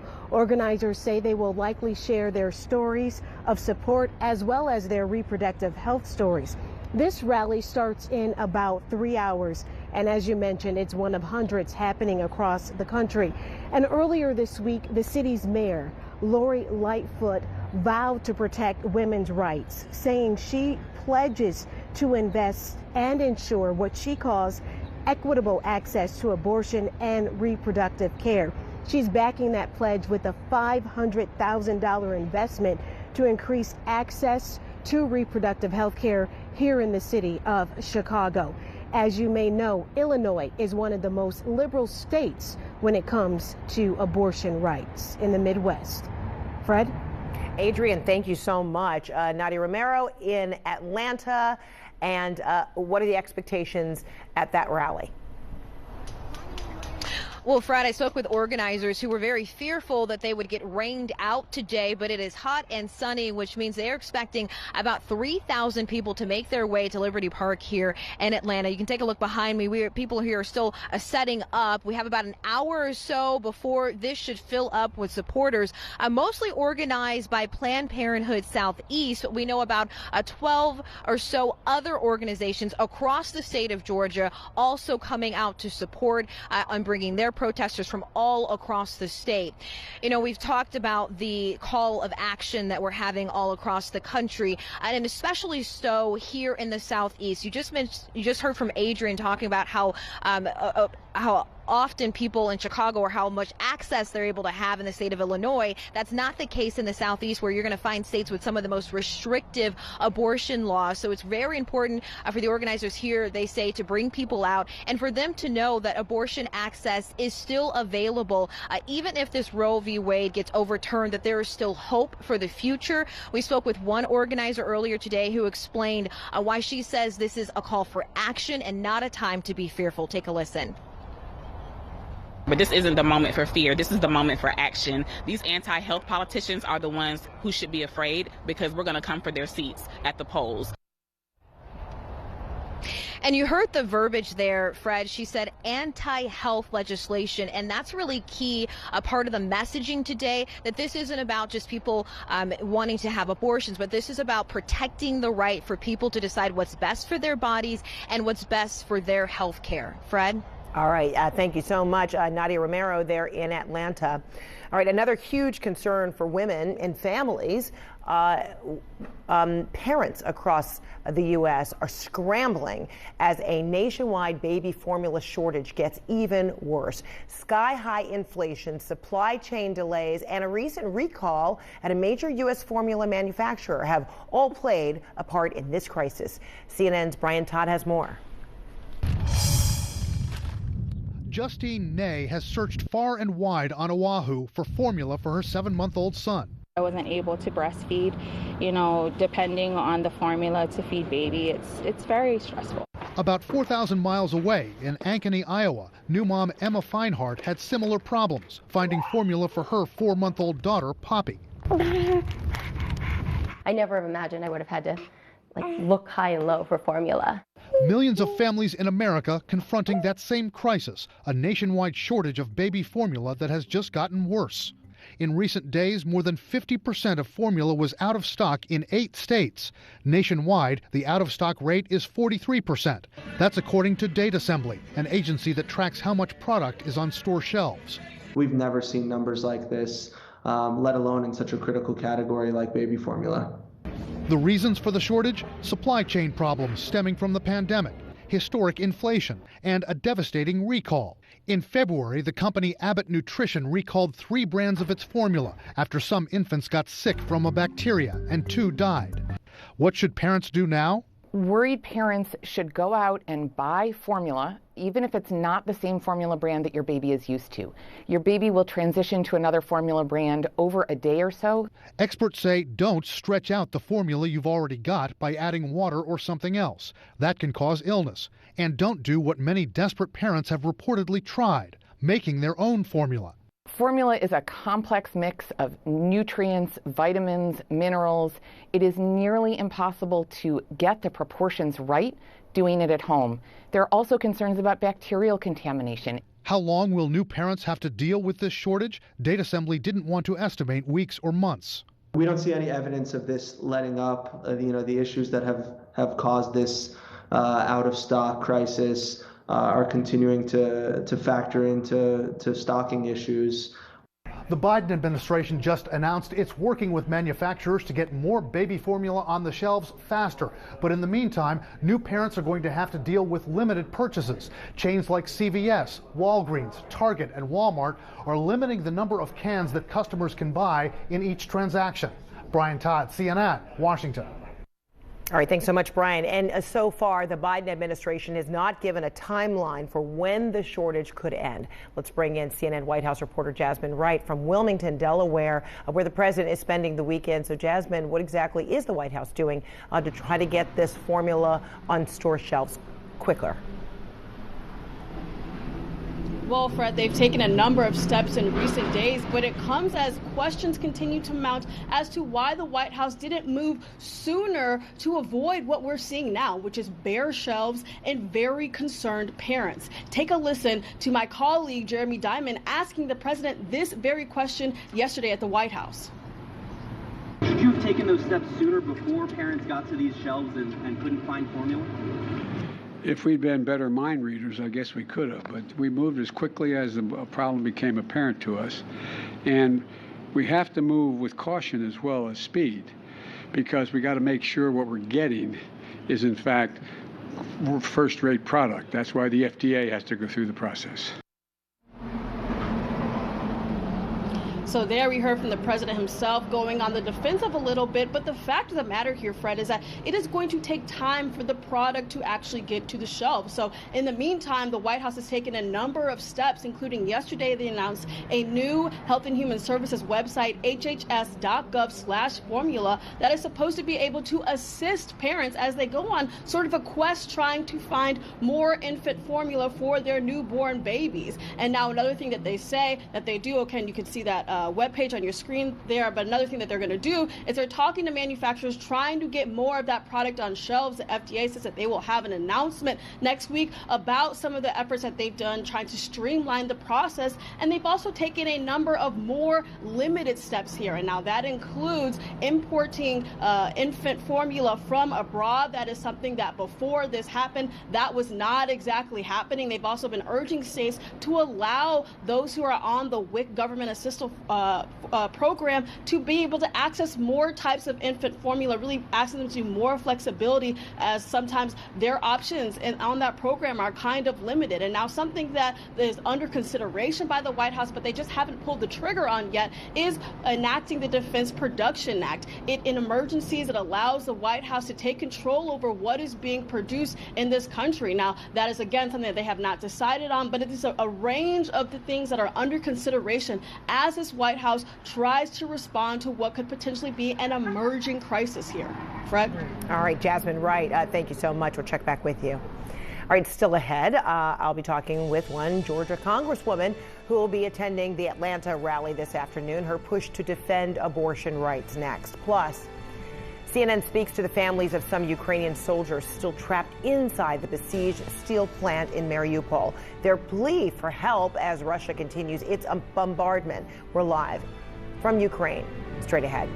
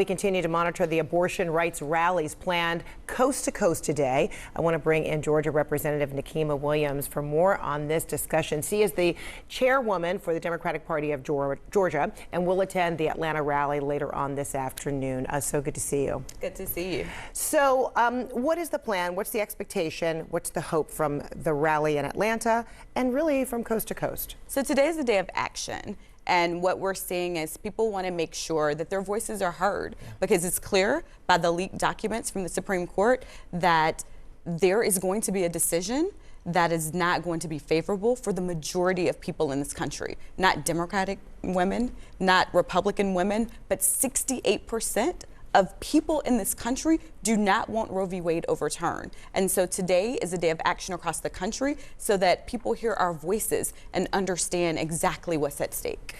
If indeed that draft opinion ends up being the final opinion, the correlation is being made that it will then, of course, be up to states. Senator John Thune among those who said it should be up to the state legislatures to determine abortion rights. What are your concerns about if that indeed is to happen?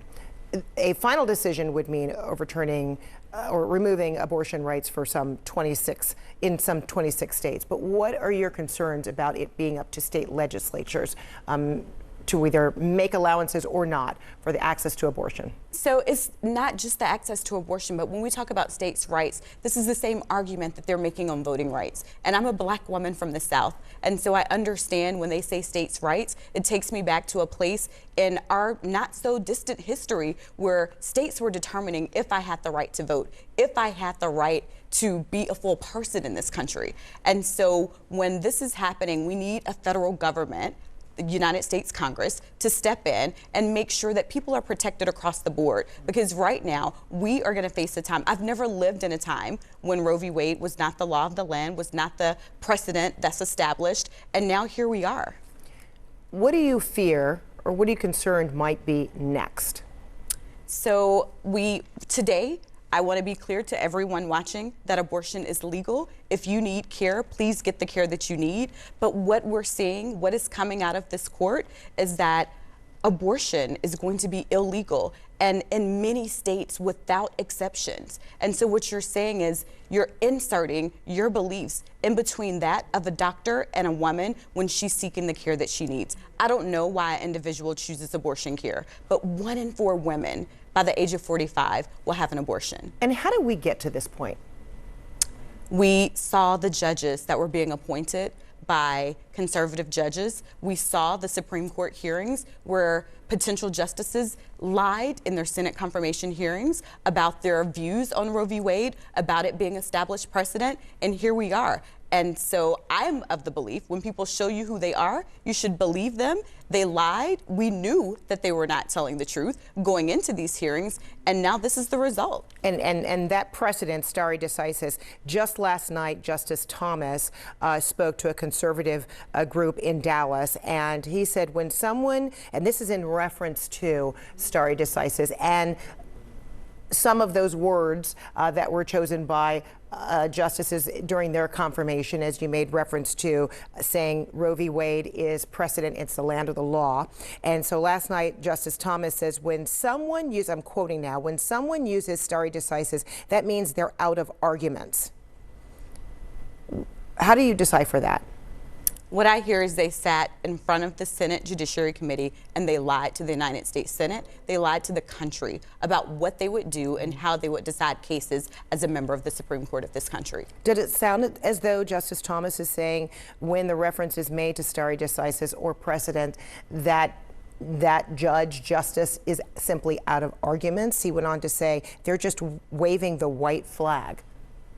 So Justice Thomas is one that I pretend to understand his thought process, because there have been a number of things that he has said that is not in line with the mainstream of this country and where we should be going and giving people more rights in this country and not fewer. What I know as of today is that women now are going to have fewer rights than their parents, their grandparents. And so we have an obligation to step up and take decisive measures as a legislative body in this country. I've introduced a resolution so that we're we are affirming that women and doctors should not be criminalized for seeking abortion care in this country. And we've already passed the Women's Health Protection Act. It awaits the Senate. And we don't have the votes to get it done. We saw that just this week. Yeah. So today is also about raising our voices and making sure that we continue to mobilize for these midterm elections. Is it your hope that these rallies, these marches, could be potentially influential to the U.S. Supreme Court, since this was a draft? And is it your hope that potentially it will influence their decisions before a final? Or do you believe this movement is symbolic of something else?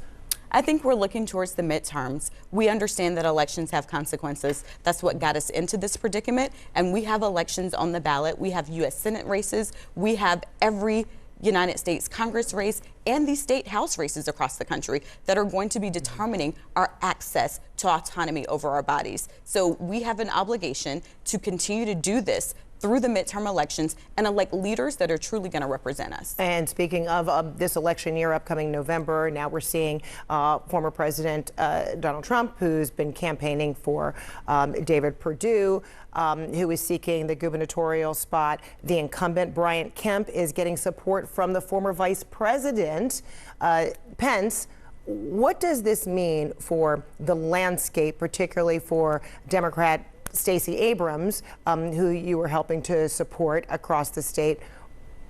How does the campaigning of the former White House for different candidates, how might that be influential? So right now, while they're in the middle of their family feud and trying to figure it out, Stacey Abrams is out talking to every voter, every corner of every county in the state of Georgia, because she truly represents one Georgia. She is working to make sure that we can all have a better life while they're feuding with each other on who can be Donald Trump's best friend. All right.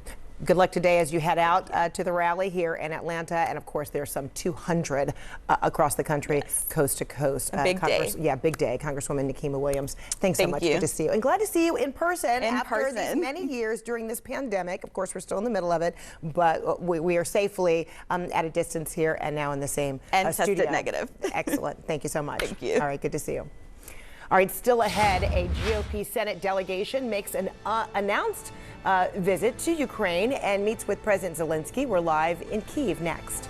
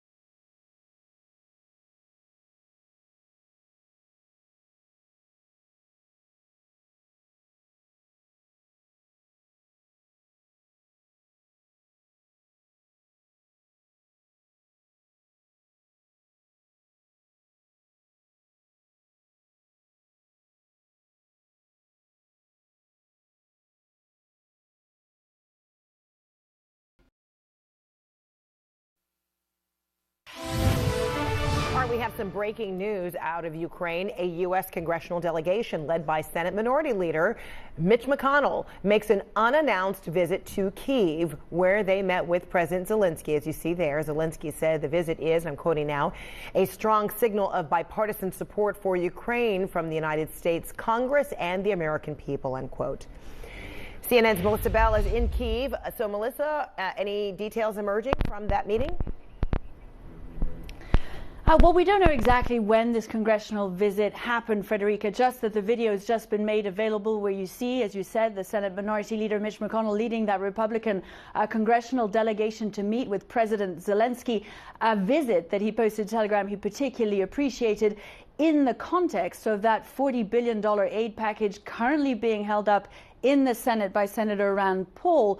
The expectation, of course, is, Frederica, that given the bipartisan support it has, it will get through. The question is when and how long is it going to take for that to happen? So I think a strong signal being sent by those senators coming all the way to Kyiv, meeting with President Zelensky, of their support. And that's what he expressed his thanks for in that Telegram post, saying that it spoke to him of the strong bipartisan support there was, and that this was gratefully appreciated by the Ukrainian people, who really appreciated that support for the democratic values of Ukraine and their fight for their country. Now, of course, as I mentioned, it is that question of time.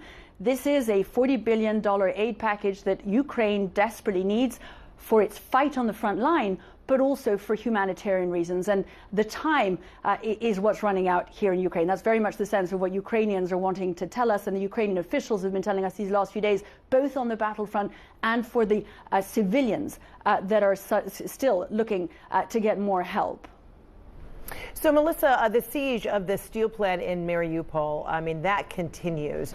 And the families of those still trapped, Ukrainians trapped inside, are making a desperate plea to get their loved ones out. And many of them include injured soldiers, right? Those who've been in the fight but might still be injured. What have the family members been telling you? It's a desperately sad story, Frederica. You're talking about several hundred very young Ukrainian fighters who've been holed up in the steelworks in Mariupol and that are currently facing dire situation medically. On a humanitarian level, we've been getting fresh details about exactly the conditions in which they're living because, of course, communications are so infrequent. It's really hard to get through to them for the families, and they've been making these desperate pleas. We understand that there are many hundreds of these fighters now who are so desperately wounded that we're talking about legs having been amputated, arms having been amputated, with no more medical supplies with which to provide them with any relief, and dwindling food supplies. What the relatives have been telling us is that they believe that they only have about another week to live if they are not helped. Have a listen to what one mother, Tanya, whose 21-year-old son she has not seen since the month of February. She last heard from him on May 9th when he called her for Mother's Day, and this is what she had to tell us a short while ago in Kyiv. I have a strong tie with him. I always feel when he calls, I know I shouldn't be saying anything because it's hard for him, and I keep silent. When he wants to say something, he does. It is hell there. They are in the real hell. They deserve to stand on the surface of the earth and see the sun. Desperately sad words and a lot of tears today at that press conference that was held by those families who are making a desperate appeal. They've tried the Turkish president. They've now turned to Xi Jinping, the Chinese president, to try and intervene to help their children get home. Frederica. Oh, my God, that's horrible suffering. All right, Melissa Bell in Kyiv, thank you so much. Ukrainian forces are pressing ahead with a counteroffensive in the northeastern region of Kharkiv, despite efforts by Russia to stop Ukraine's advance, as Russian forces pull back. At least 3 bridges were demolished. Bridges that would have been key to Ukraine's counteroffensive. And you can also see the satellite images showing the sections where the bridges collapsed. Let's bring in now former Secretary of the Navy, Ray Mabus. Good to see you, Secretary. So will the destruction of these bridges stall or stop Ukrainian counteroffensive? It'll certainly slow it down, but what it also shows, because the Russians have not been destroying infrastructure like bridges because they wanted to use them for their offensive needs. And this shows that the Russians are in a purely defensive posture, that they're digging in, trying not to be overrun, and that the Ukrainians have the offensive.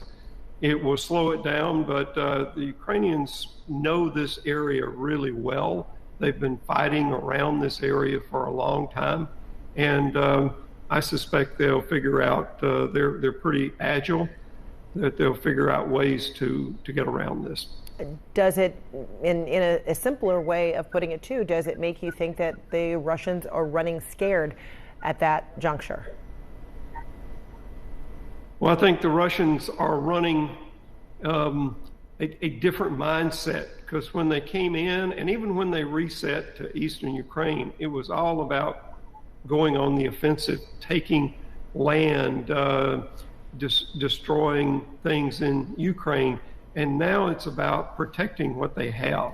It's not about going on the offensive anymore. And it may be part of this settling into a much more grinding war and a much longer distance war, which means that things like artillery that we are supplying them, that the EU is supplying them, become that much more important. So Ukraine also says that it destroyed 2 pontoon bridges over a strategic river crossing in eastern Ukraine and is inflicting heavy losses on Russian forces. So how much of a setback potentially is this for Russia's plans in the east? Well, it's a devastating defeat for Russia.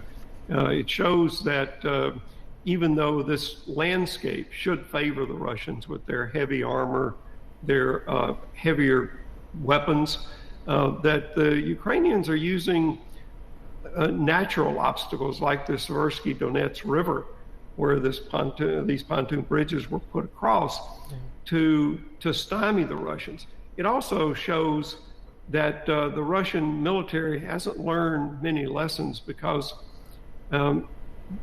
more than 70 armored vehicles were destroyed here when the pontoon bridge was taken down, and up to more than 1,000 Russian troops or potentially casualties there. Crossing a river on a pontoon bridge in the best of circumstances is a hard thing, but this shows how little discipline the Russians have to put that many vehicles that close. And finally, I think it shows the pressure that the Russian military leadership is under to try to make some gains in eastern Ukraine, to try to, they're trying to encircle the Ukrainian army, and so far they have just failed miserably in doing that. Ukraine also says that talk about another setback, a Russian logistics ship in the Black Sea, that it caught fire and had to return to port. It didn't claim direct responsibility, but that was certainly the implication being made by Ukraine. So how meaningful is that in this whole theater of war? Well, it's pretty astounding that the Russian Navy is losing to a country that basically has no Navy. The ship that you're talking about, the Bobrov, is a brand new ship. It was delivered in August of last year. And it's a supply ship. It's not a warship, but it speaks to Ukraine's ability to attack Russian ships wherever they are in the Black Sea. You add that together with the sinking of the Moskva. They've sunk 3 Raptor-class patrol boats. They sank a landing craft early in the war and have damaged another one.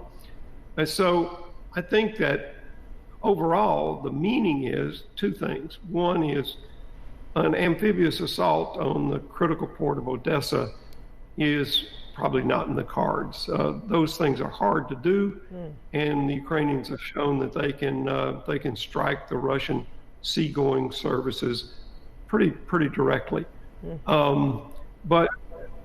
And it shows that the Russians are pulling back their bigger ships, their warships, to try to get them out of range. So that limits what those ships can do.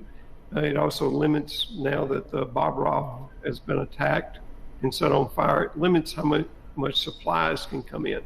But on the flip side, the bad news is the Russians still have a blockade enforced around Odessa, and that they don't have to be very close to do that. They've got mines, they've got other means of enforcing that against merchant ships, and so that means Ukraine cannot be resupplied by sea, but it also means that Ukrainian exports of particularly grain can't get out. Yeah. And that's beginning to loom as a food crisis for the entire world if that's not happening. I mean, the EU is helping, beginning to help, trying to get that grain out in other ways.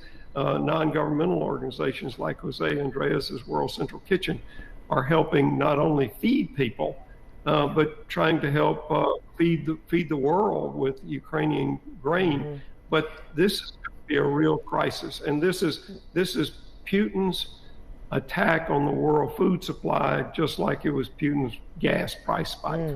Yeah, all right. This food crisis and this conflict all being elongated, it certainly sounds. Former Secretary of the U.S. Navy, Ray Mabus, always good to see you. Thank you so much. We'll be right back. Thank you, Frederica. Thank you.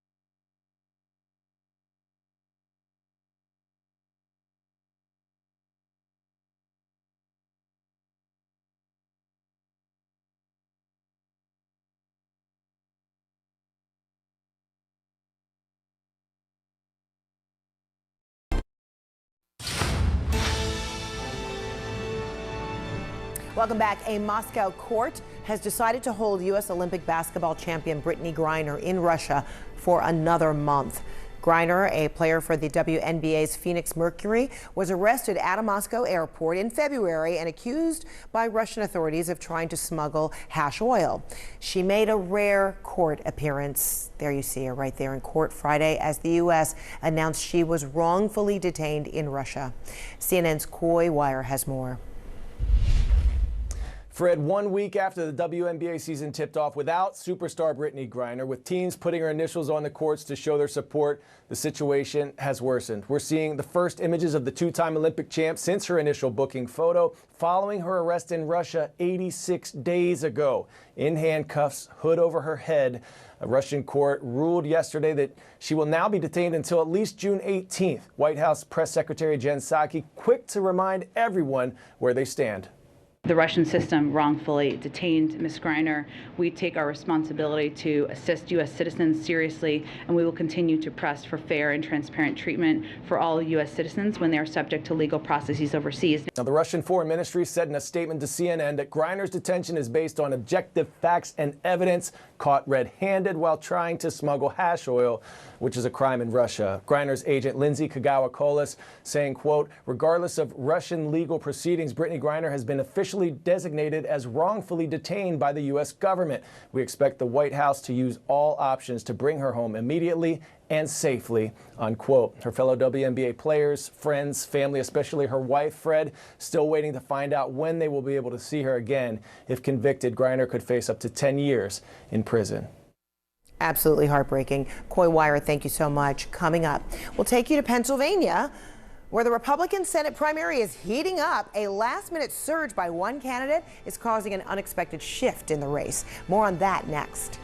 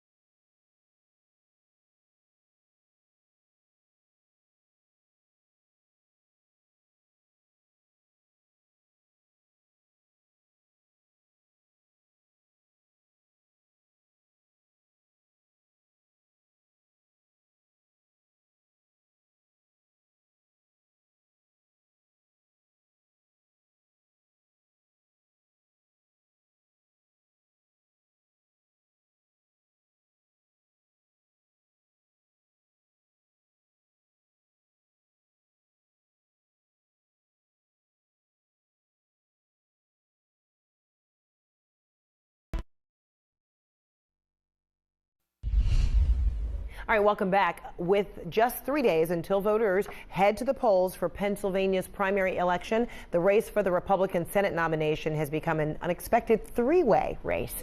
CNN's Dan Merica joins us now from Bucks County, Pennsylvania. So, Dan, with the election just a few days away, a whole lot of excitement. But then where does this race stand?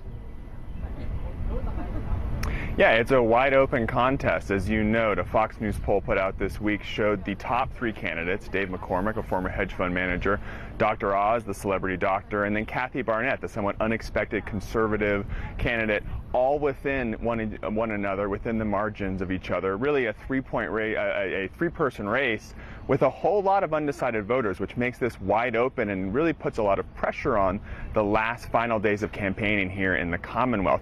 It is somewhat unexpected that Kathy Barnett jumped like this. I caught up with David McCormick yesterday, actually, and he admitted, he's new to politics, but he didn't see this coming.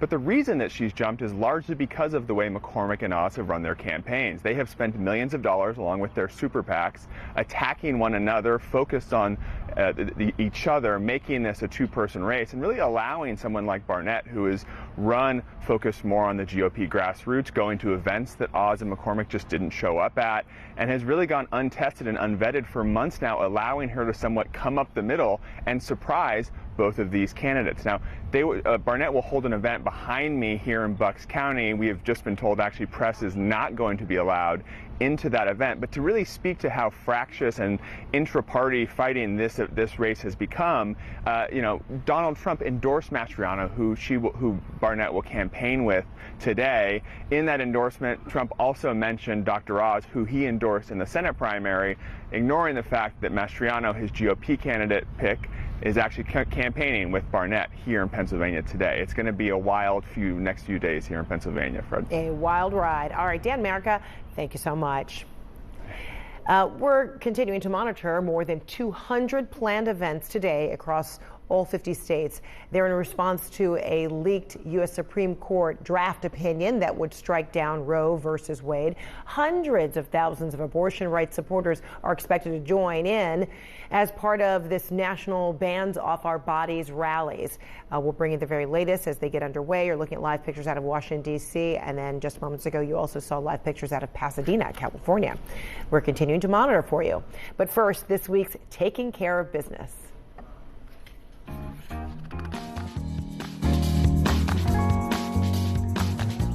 We are a brother and sister team. I've obviously known her all my life. We're in the most fun industry in the world, the pet industry.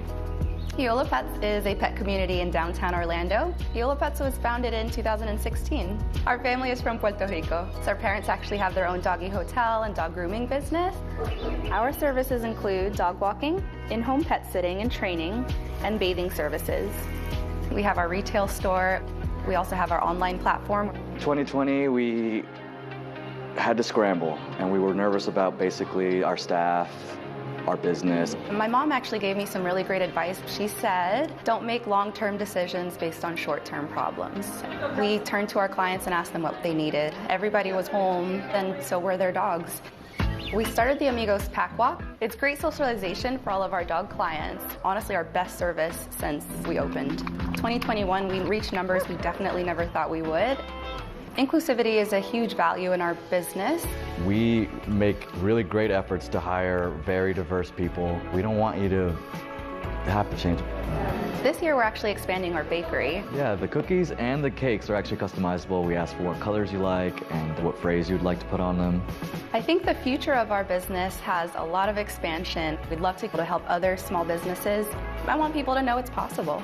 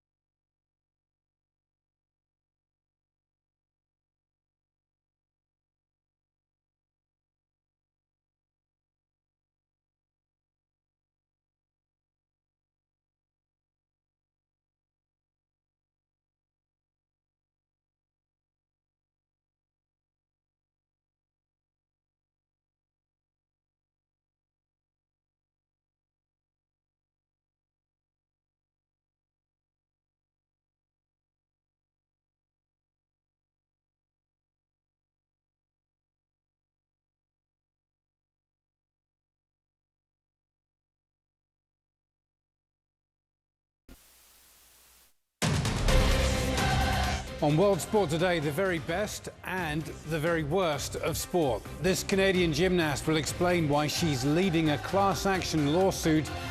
Years of abuse that still hurts, even 2 decades later. And can you believe it's 10 years since Manchester City won their first Premier League title? We're in conversation with Pablo Zabaleta, who remembers it very well. Agüero!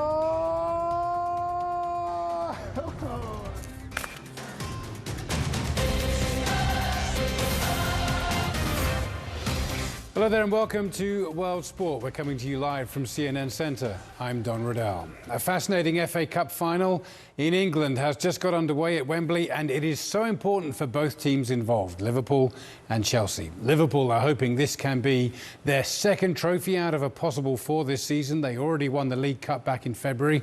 On that day, they beat Chelsea on penalties. So Chelsea have a chance for revenge here, but the Blues really haven't enjoyed playing at Wembley lately. Here is what's at stake for Liverpool. They have just 4 games left this season and 3 trophies are on the table. After this, they'll be hoping Manchester City can slip up so they can catch them in the Premier League. And then it's on to Paris for the Champions League final against Real Madrid.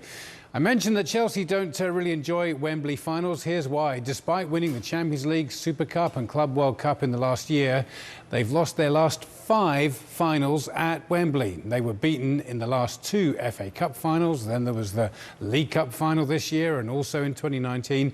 And they lost the 2018 Community Shield match as well. Can the Blues break the curse? We'll soon find out. The game is currently goalless. OK, May 13th, 2012 is a day that no Manchester City fan will ever forget. It was the day that City won their first ever Premier League title. But as the last game of the season went into injury time against Queen's Park Rangers, they were losing 2-1. But their game, and to mark the occasion, City unveiled a new statue of Agüero outside the Etihad Stadium. Many of the players then gathered with the fans to remember the game. And in the midst of those festivities, I caught up with the team's former defender, Pablo Zabaleta. He actually scored City's first goal that day, although, as he pointed out to me, not too many people remember that. Well, yeah, incredible. Time flies. 10 years since one of the greatest ever game in the Premier League, as you say. To be honest, every single time I got the opportunity to watch some of the clips of that game, I'm still nervous. I'm still feeling like, you know, something that I cannot describe even with words how I felt in that game, especially in the last 10 minutes. Because I was the one who scored the first goal. That's nobody remembered it. It's like, you know, the forgotten goal. But if you look how last 5 minutes of the game, that's we went into the extra time and we needed to score 2 goals against the team. Probably take a long time to ever see something again like that. What is the one thing that you remember the most vividly about that day 10 years ago? When you shut your eyes and think about it, what's the one image that comes to mind? I remember I was in the middle of the pitch, just waiting for Nigel de Jong to pass into Agüero. And I had a feeling like something was going to happen. I don't know why, don't ask me why, but I knew something would happen. And it was a very good link-up play between Sergio Agüero and Balotelli, with his Mario with his only assist that season, but what a moment to make his first assist. And with an incredible finish of Sergio, and I just like I fell down to the floor, like I couldn't believe it, because it was so much tension last 10 minutes of the game. So that is one of the greatest memory I have from that game, because, and as I say, I was like in the half pitch and it was a perfect view of all the seconds before the goal. And I will never forget the Etihad, the fans after the goal. They just, everyone went like mad. You know, the celebration was absolutely fantastic. So earlier you said that you were the forgotten player from that game. You scored the goal. I know Sergio Agüero got a new statue today. When are you going to get your statue? Never, ever. Never. Maybe some, I don't know, something like the forgotten goal outside the stadium or something like that. But listen, that it wouldn't have been nice winning that game with Zabaleta goal. If you look at that team with Agüero, Tevez, Yaya Torres, Silva, plenty of players with a lot of quality, imagine winning with Zabaleta only goal that game. That would have been brilliant for me, of course, but I'm joking, you know, it wouldn't be that nice. So that's, I'm pleased that Agüero was the main man that season as a fullback. I'm just happy that I scored that goal. Man City's fans remember it, and that's enough for me. He's a great guy, a good sport, and very modest too. Zabaleta won 2 Premier League titles, the FA Cup and 2 League Cups in his time with Man City. He went on to play for West Ham, by the way, and City play the Hammers on Sunday. Next up on World Sport, a pretty sobering look at the abusive culture within gymnastics. There have been scandals in many other countries before. Now it's Canada's turn.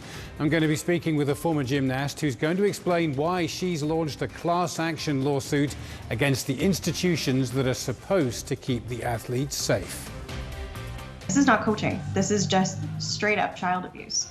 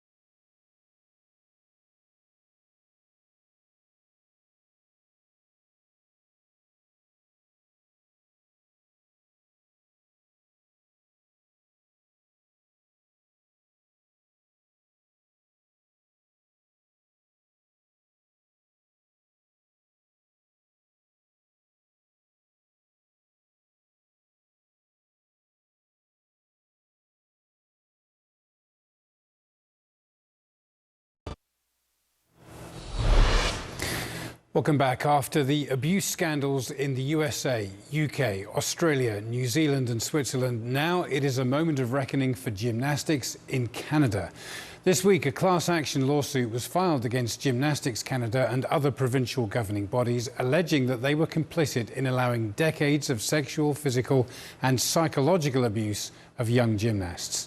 The representative plaintiff in the case is Amelia Klein. She says she fell in love with the sport as a 2-year-old, a fearless child reveling in the opportunity to learn to balance, vault and somersault.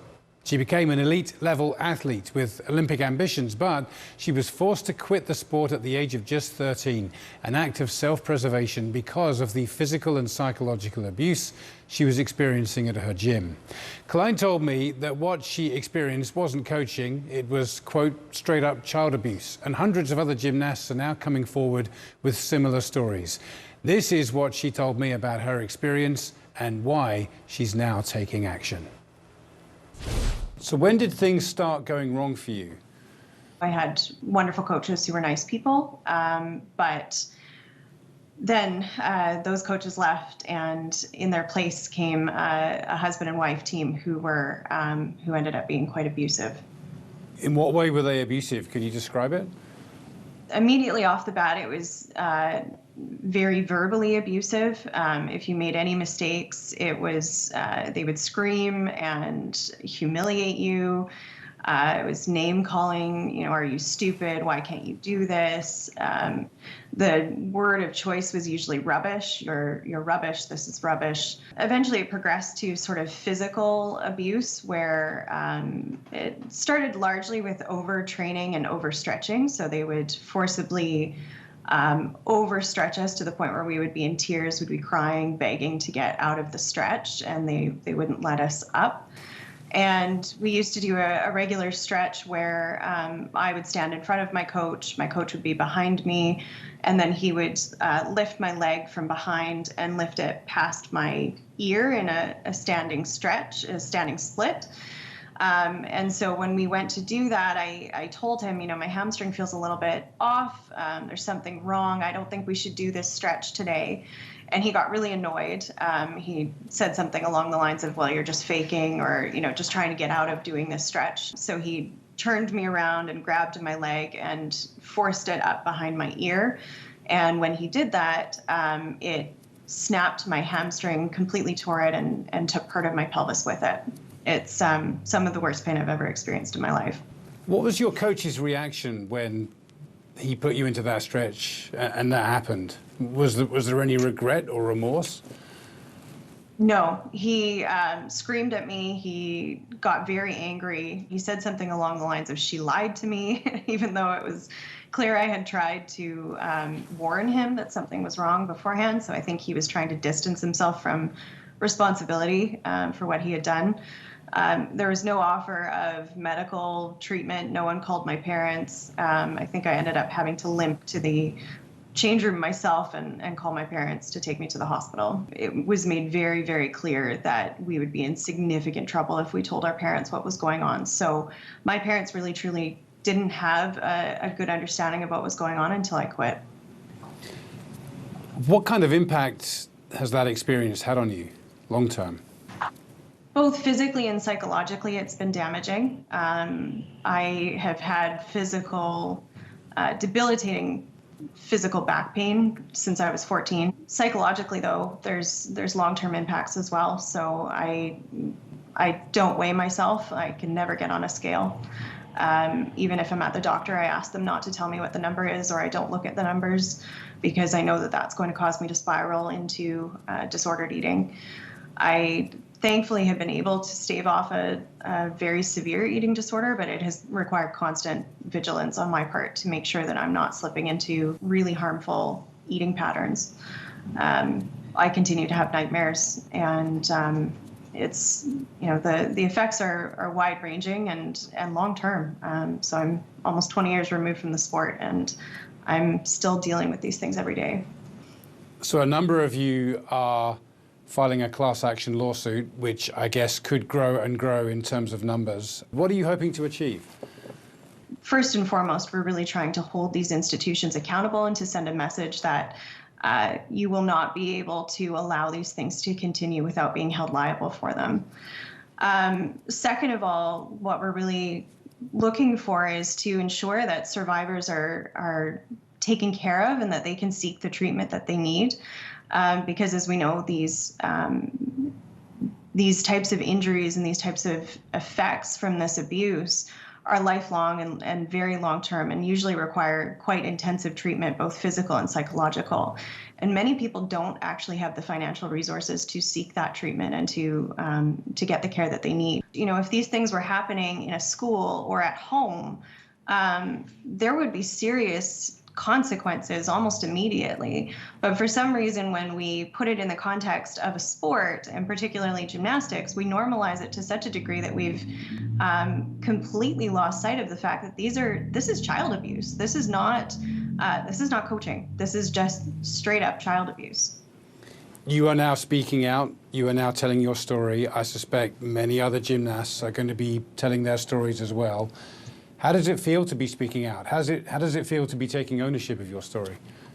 Feels really empowering, and I'm really proud of all of the survivors who have started to come forward. It's not easy. There is still a significant culture of fear that has kept people silent for decades, and so I'm very encouraged that survivors are finally starting to find their voices, and I think it's through our collective voice together pushing for change that we're actually going to see good things come to this sport, and we're actually going to hopefully create a future for the next generation of gymnasts that is free from abuse.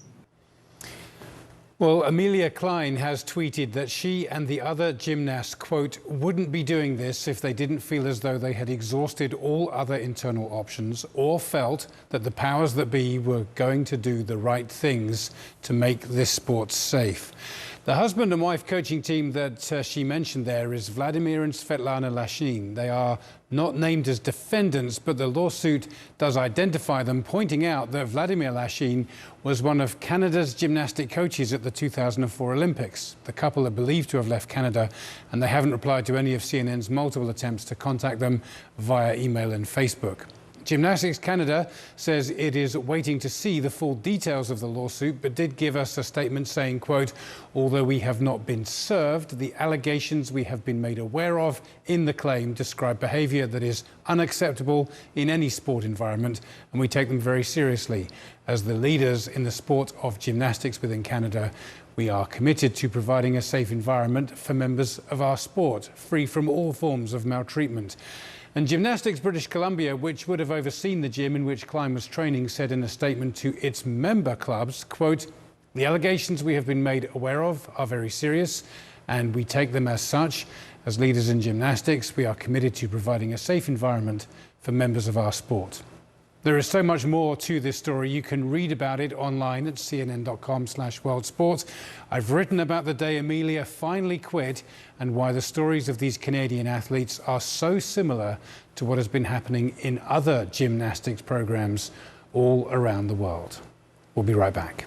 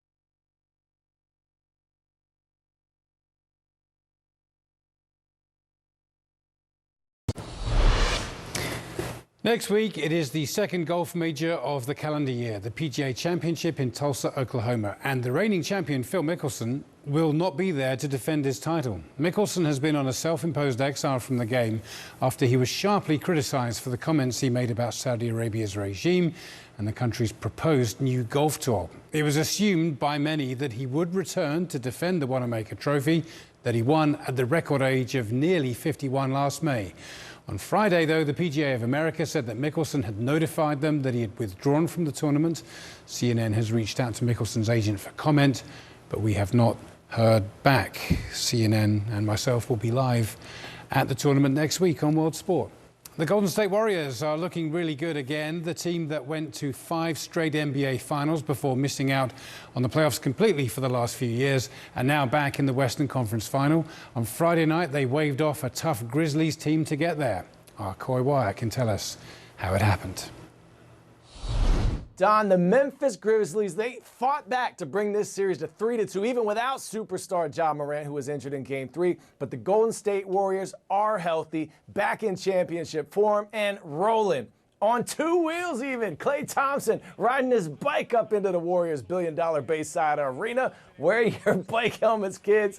And he kept right on rolling in the game. Klay off to a fast start, hitting 3 3-pointers in the first, pedaling 8 3-pointers overall. Game high 30 for Klay Thompson in this one. And then the other splash brother, Steph Curry, reminding everyone what's made this team unlike any other. One of Curry's 6 3-pointers, bringing the crowd to their feet, putting Memphis to sleep. Warriors win 110-96, advancing to the Western Conference Finals, with Curry re-emphasizing that this team is built different. But we have the championship DNA and the understanding of how to win, games like tonight, even if it's ugly. And I think the way that we played showed how bad we wanted it, because we couldn't get out of our own way at times. But at the end of the day, when you come off a game like Game 5 and get smacked by seemed like 50 or 60, make the adjustments, protect our home court and close out a very, very, very talented and very good Memphis team. It just shows you what we're made of. Now, Golden State faced the winner of the Mavericks-Suns series, who play their Game 7 on Sunday. The Miami Heat find out who they'll meet in the Eastern Conference Finals Sunday as well. Reigning Finals MVP Giannis Antetokounmpo and the defending champion Bucks had the Celtics up against the ropes at home, up 3-2. But 24-year-old Jason Tatum reaffirming a pervasive thought in the NBA right now. He's becoming a rare type of star. Giannis went beast mode, doing everything in his power to end this series. 44 points, 20 rebounds, but it wasn't enough. Tatum dropping 46 points, including 7 3-pointers. These two are like two prized fighters going blow for blow. It's a budding NBA rivalry that we might enjoy for years to come. Boston wins 109-95, forcing a winner-take-all Game 7 in Boston on Sunday. The away team has won 4 of 6 games in this series. NHL playoffs now. What a finish between the Florida Panthers and Washington Capitals. Caps needing a win to keep their season alive. Down 1 with just over a minute to go, and TJ Oshie in the middle of a mosh pit finding a way to tie it up, forcing overtime. But just a few minutes in, Carter Verhaeghe silencing the Washington faithful again. It's his second OT winner on the road this series. It had been 26 years since the Panthers had won a playoff series, the longest such drought in NHL history. That streak now over. Incredible weekend of hockey. 5 Game 7s, including 3 of them Saturday, highlighted by the 2-time defending champion Tampa Bay Lightning, Don, getting all they can handle from the Toronto Maple Leafs. Toronto 0-9 in series clinching games dating all the way back to 2004. It's the longest streak in NHL, NBA, and Major League Baseball. If they pull it off, the city of Toronto, Don, will absolutely erupt. No kidding, Coy, thank you. All right, still ahead on World Sport. It is still very smooth sailing for the world #1 tennis star Iga Swiatek. And speaking of sailing, it is time for our Rolex Minute.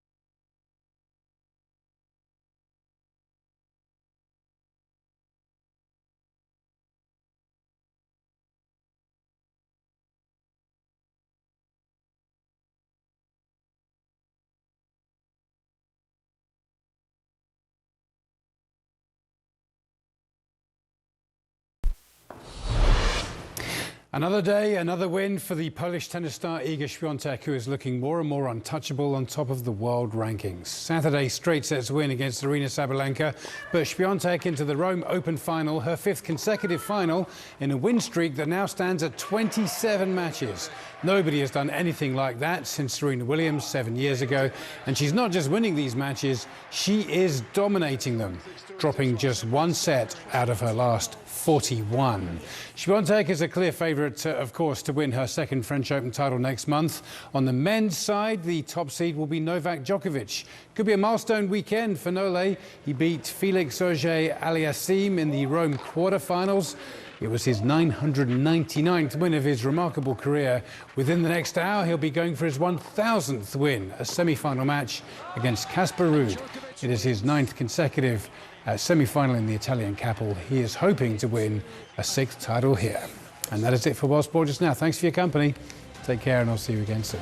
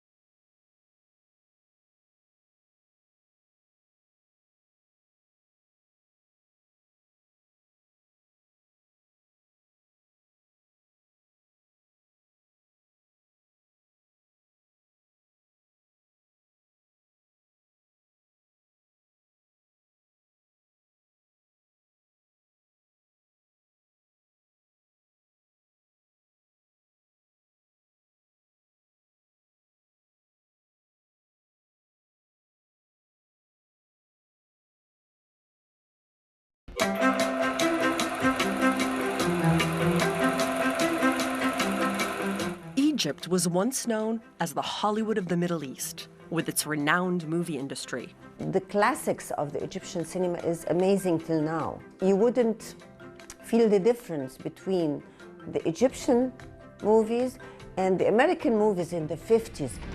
A golden age filled with glitz and glamour. For years, it was the only cinema, Arab cinema, that would travel. Women are playing a pivotal role in the industry. Women were the real pioneers in Egyptian cinema. Standing on the shoulders of those before them, Egyptian women continue to make a mark, telling their stories and blazing the way forward in film.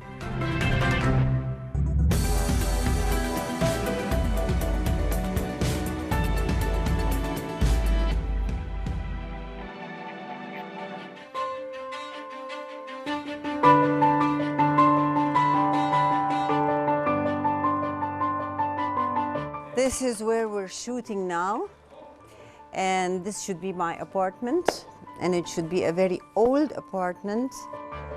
Legendary actress Yusra is Egypt's leading lady. Her career spans nearly 50 years and shows no signs of slowing down anytime soon. She's on the set of her latest TV series called Sweet Dreams. Are these real antiques? Of course not.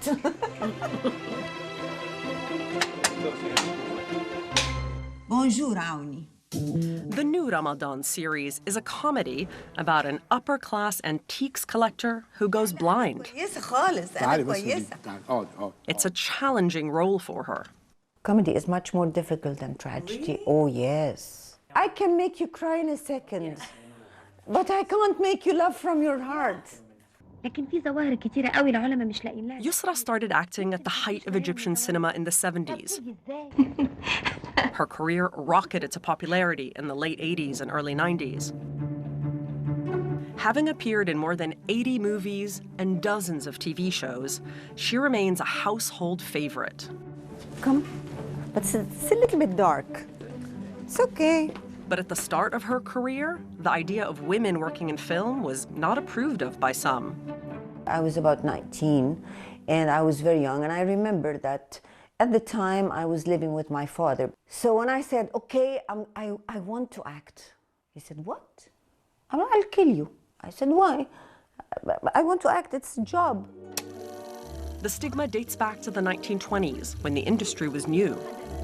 For the society in general, being in artistic fields, that was taboo, you know, and you have loads of stories, for example, during the early days where men, very rich men or aristocratic men were in love with, you know, dancers or artists, and they would never say in public that they married them. There are loads of stories like that.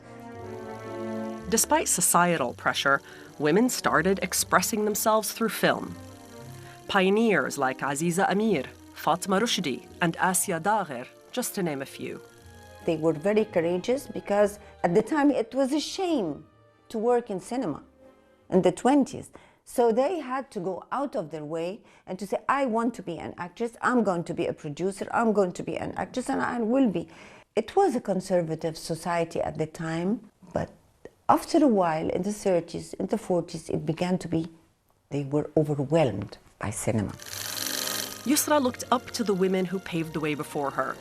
They were idols who became her greatest teachers. They were amazing, they were top-notch. These were one of my favorite photos with Yusuf Nabil, and he is very well known all over the States and Europe. Photos pepper the walls as a visual timeline of her career. Let me show you some. This is my mom, me and my mom in one of my sets. When you succeed, you make them respect your work. Now, if you ask anybody in the street, what do you want to be? I wish I'd be an actor. I wish I'd be an actress. Now they see us very highly. Flipping through pages of memories is just a glimpse of Yusra's love for cinema. I have to admit that I was very lucky to work with all these ladies and to see them and to live with them. The legendary Fatin Hamama, Shadia, Madame Nadia Lotfi, they made my success. Now a legend herself, she's on a mission to pay it forward. As much as they, the old legends and stars, have helped me in my life, I owe it to the new generations. 80% from the new generation, they worked with me. I played even a tiny role in their lives, which is important. She's committed to helping new talent. What I would like to have my legacy look like is that I did change things into better. Up next, I think this is one of the best things happening now. You have all these platforms to show your things. New streaming services are opening doors for Egyptian talent.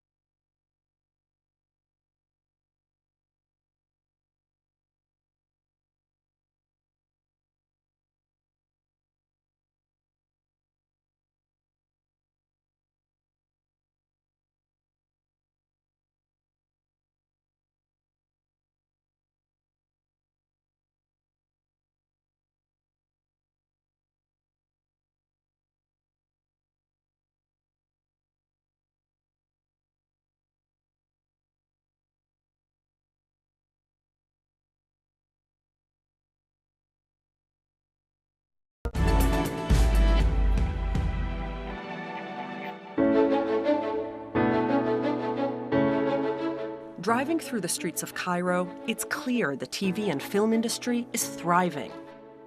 Ramadan is the busiest time of year. During the holy month, families gather around TV sets to watch the latest series. And there's more variety with the growth of streaming services in the region. One of the most anticipated this year is a popular remake called Suits, based on a Western TV drama about a top corporate law firm. Reem Mustafa and Tara Imad are among the star-studded cast, landing the leading female roles. I play Layla. It's the role of Rachel Zane. Tara plays a familiar role on the show, the same character previously played by Meghan Markle before she married a real-life prince. Everyone keeps asking me, oh, you're going to be marrying the prince. I'm like, I don't know. I don't know, but it's funny. Like, if I have a coin for every single time someone asks me that, my piggy bank would be full.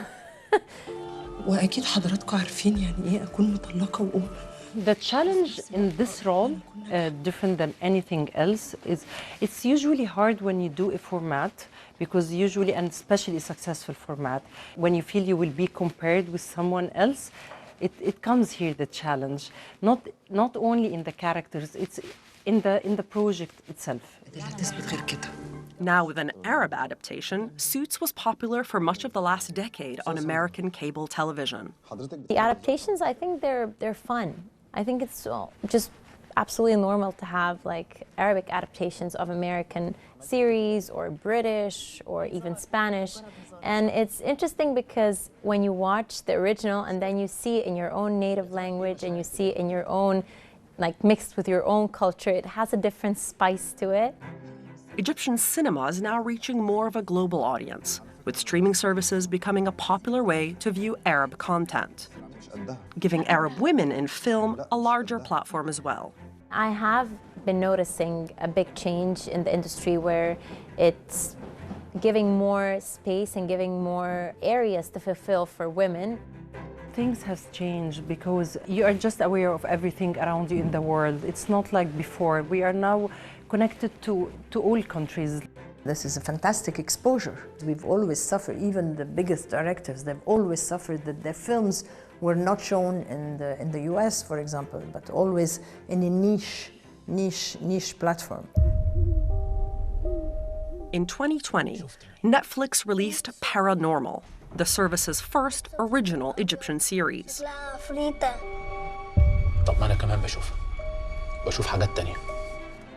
Since then, there's been a rise in even more Arab shows. This is a revolution. These platforms are extremely beneficial to the industry. You can watch a film on your phone from a certain platform, from your home, from wherever. It doesn't matter where you are. There's this argument, is the cinema going to die or not because of the platform? I don't think so. I don't think so. I think the cinema will remain a cinema, and the platform is a new outlet. All the newness that's happening in the Arab cinema, we're just scratching the surface, and there's so much more to explore. Next up, I love working with women writers. I think it's very important to get women's perspective in filmmaking. Women share why collaboration is so important in the industry.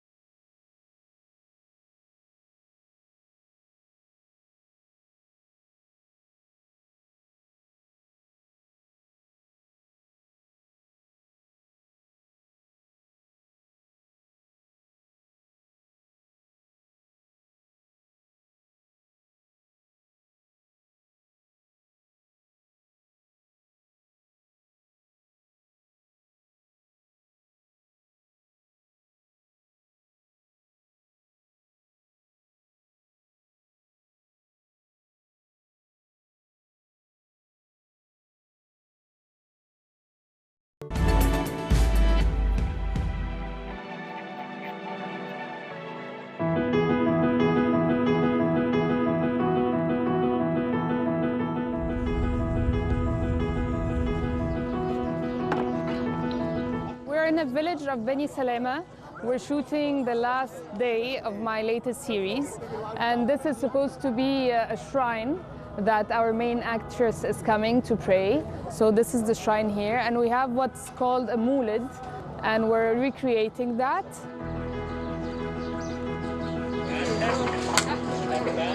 And action! Director Mariam Abu Auf is calling the shots on the set of her latest project. Daughter of the late Egyptian actor Izzat Abu Auf, the film industry is in her blood. I was acting for a short while, but I'm very shy in general and I like being on the other side. So that was the first inspiration to the arts, is acting on stage. She would later find a passion for cinema working behind the camera and becoming one of Egypt's acclaimed directors. She's known for truth-telling films with original narratives. I love stories about real people that are depicted with real feelings and all the details, and when the filmmakers behind and in front of the camera believe what they're doing and do it with passion. Her latest venture is a series about a doctor who falls in love with a belly dancer. It's a very fun project. It's very different than anything I've done. What I love doing the most is pushing the boundaries. I don't like to be stuck in what everything is doing. What I also like is to have the dialogue be very natural. I rehearse with my actors. We get the most natural dialogue to get to the point of the scene. She's been pushing boundaries since the start of her career more than 20 years ago. I wanted to become an academic until I graduated and started working for the Cairo Film Festival. I thought I want to change Egyptian cinema. It was very difficult to make any change through the political road. So that's why I thought through film, at least I can show or tell what's wrong with the society. In a society and industry dominated by men, she's forged her own path as a female director. I think in general, women and filmmakers, they have to work more to prove themselves. So at the end, what you get is better filmmakers, better writers, better actors, simply because we need to work much harder to get to where our male colleagues are. For years, women have been underrepresented in Egypt's film industry. The majority of movies are made by men, the majorities of writers are men, and directors, the majority are men. So it's important to get women's perspective in filmmaking, simply because we don't get enough of it. So I love working with women. It's a different perspective, it's a fresh perspective. Women are finding solutions to get their voices heard. And one way is through collaboration. Hi. Mariam says the TV series Leh La is one she's most proud of. It's a telling story about adoption, a taboo topic in Egypt. A collaboration with two female writers, renowned screenwriter Mariam Naoum and newcomer Dina Nigm. The project was, a group of women working on the project, which is very exciting, and it's nice to share experiences and to share knowledge and to share emotions and feelings too. My experience with Mariam Abu Auf and Mariam Naoum was really amazing because they're super empowering, okay? So they trust you, they listen to your input, they take everything you say into consideration. I think it's extremely important to collaborate. It gives much better results to collaborate because you have all these energies coming together to produce something together, and this is much stronger than just one person working alone. We cut to this shot, and then we come back here with the crane. Mariam surrounds herself with women on most projects. طب play again. أيوة. So do you agree that we should start with Abu Sahar, not before? The only problem is we have the voiceover, but it can be on the intro. It can be on the intro, and the intro has to be shorter. Shorter, definitely. I like to have women on my team. I don't want to generalize, but from my experience, I think women have more of the attention to feelings. Of course, they get women more.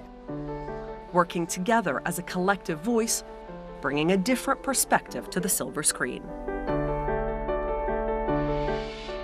Up next, I wanted to tell this story in a way that it can inspire, other people, especially children, to pursue their own dreams, but at the same time to break stereotypes about women. One filmmaker is going beyond the film to create social change.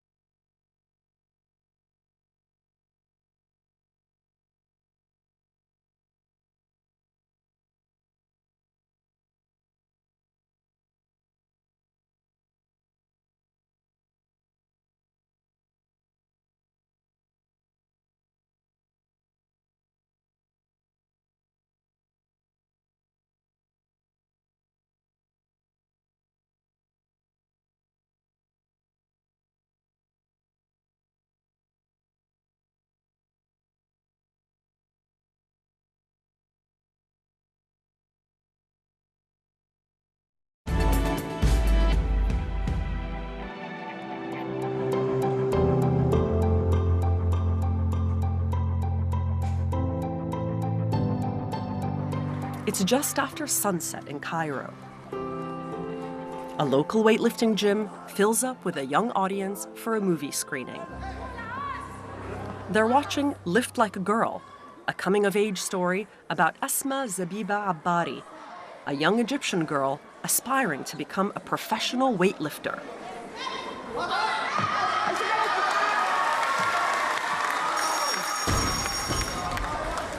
What I really loved about the story is that it's about pursuing your dream, no matter what, and pursuing it against all odds. What we see in the film, Zabiba overcoming all the stereotypes, overcoming all the obstacles, overcoming the training conditions, overcoming the limited resources, overcoming everything.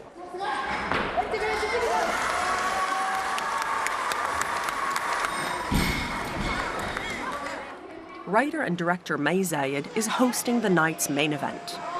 She overcomes a lot of stuff in the film to eventually be able to grow up as a person and as a weightlifter, of course.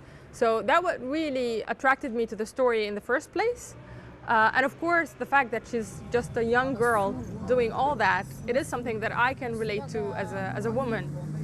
Most of the time, filmmakers always want the audience to come to their films and watch their films, but they're not really thinking of going, to their audience. I really wanted to go to the audience that I feel they need to watch the film. It's all part of her strategy, using film to create social change. I've been working on an impact campaign on how to use the film as an educational tool for kids. And that's why we have decided to edit a shorter version of the film. We do not just screen the film and just leave. We organize these workshops to inspire them to pursue their own dreams, but at the same time to raise awareness about gender equity, to discuss problems like gender bias in language, basically to tackle all the themes that we see in the film. هل لعبة كرة القدم للولاد بس؟ May believes these workshops are where her work has the most impact. With playful games, May's team is showing kids how to think differently about girls and sports. It is hard for some kids to talk about these things. When we were creating the toolkit, we were discussing how can we make the workshops that we're organizing a safe place for all kids to participate and to share their ideas, their dreams, their hopes, because we're going to villages in rural areas where some of these kids never really had that experience before. Like, no one ever asked them, what's your dream? What do you want to be? Like, what do you think of weightlifting for women? Using her film, May wants to break down gender and social stereotypes, one child at a time. Changing the status quo also means shifting cultural language.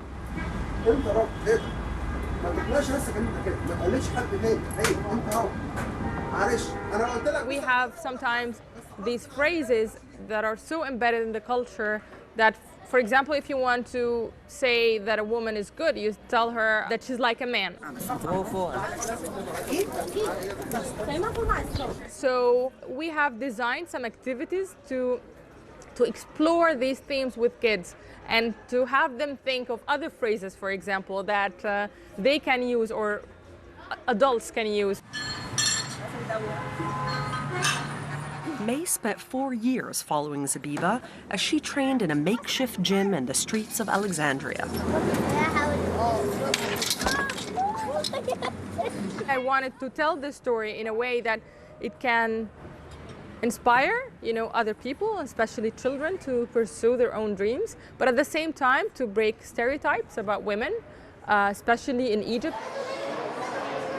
Former Olympian Abir Abdurrahman can relate to Zabiba's story. When I was young, I wished that someone could help me get access to all this information. I'm happy that this is helping children and encouraging them to pursue their dreams, even if it's small, or even if they were raised in an environment that is not nourishing their dreams. It is important for us to have them watch Zabiba and see her story and see how they can relate to her, because at the end of the day, she's another Egyptian girl playing weightlifting or competing or training for weightlifting in the streets of Alexandria. So that actually can inspire them to think of their own dreams and how they can achieve these dreams. The film was released in 2020, racking up several awards, and was the first Egyptian documentary released on Netflix. Film is a very powerful tool, and as a medium, it can change the perspective of many people. It's a language. Some people can express themselves doing paintings, others writing books. Cinema is a language. You use image and sound to express yourself. Some films can inspire young kids, and that's why I feel that I need to go to them. Hopefully, one day, one kid somewhere in the world would watch the film and feel, oh, like, I didn't know that. I didn't know that girls could do weightlifting, or I didn't know that Egyptian girls could do weightlifting. Using film as a medium and a shared passion for storytelling, Egyptian women are making their voices heard, exploring new paths and pushing boundaries to tell the stories that matter to them the most, making history and creating a new era in Egyptian cinema.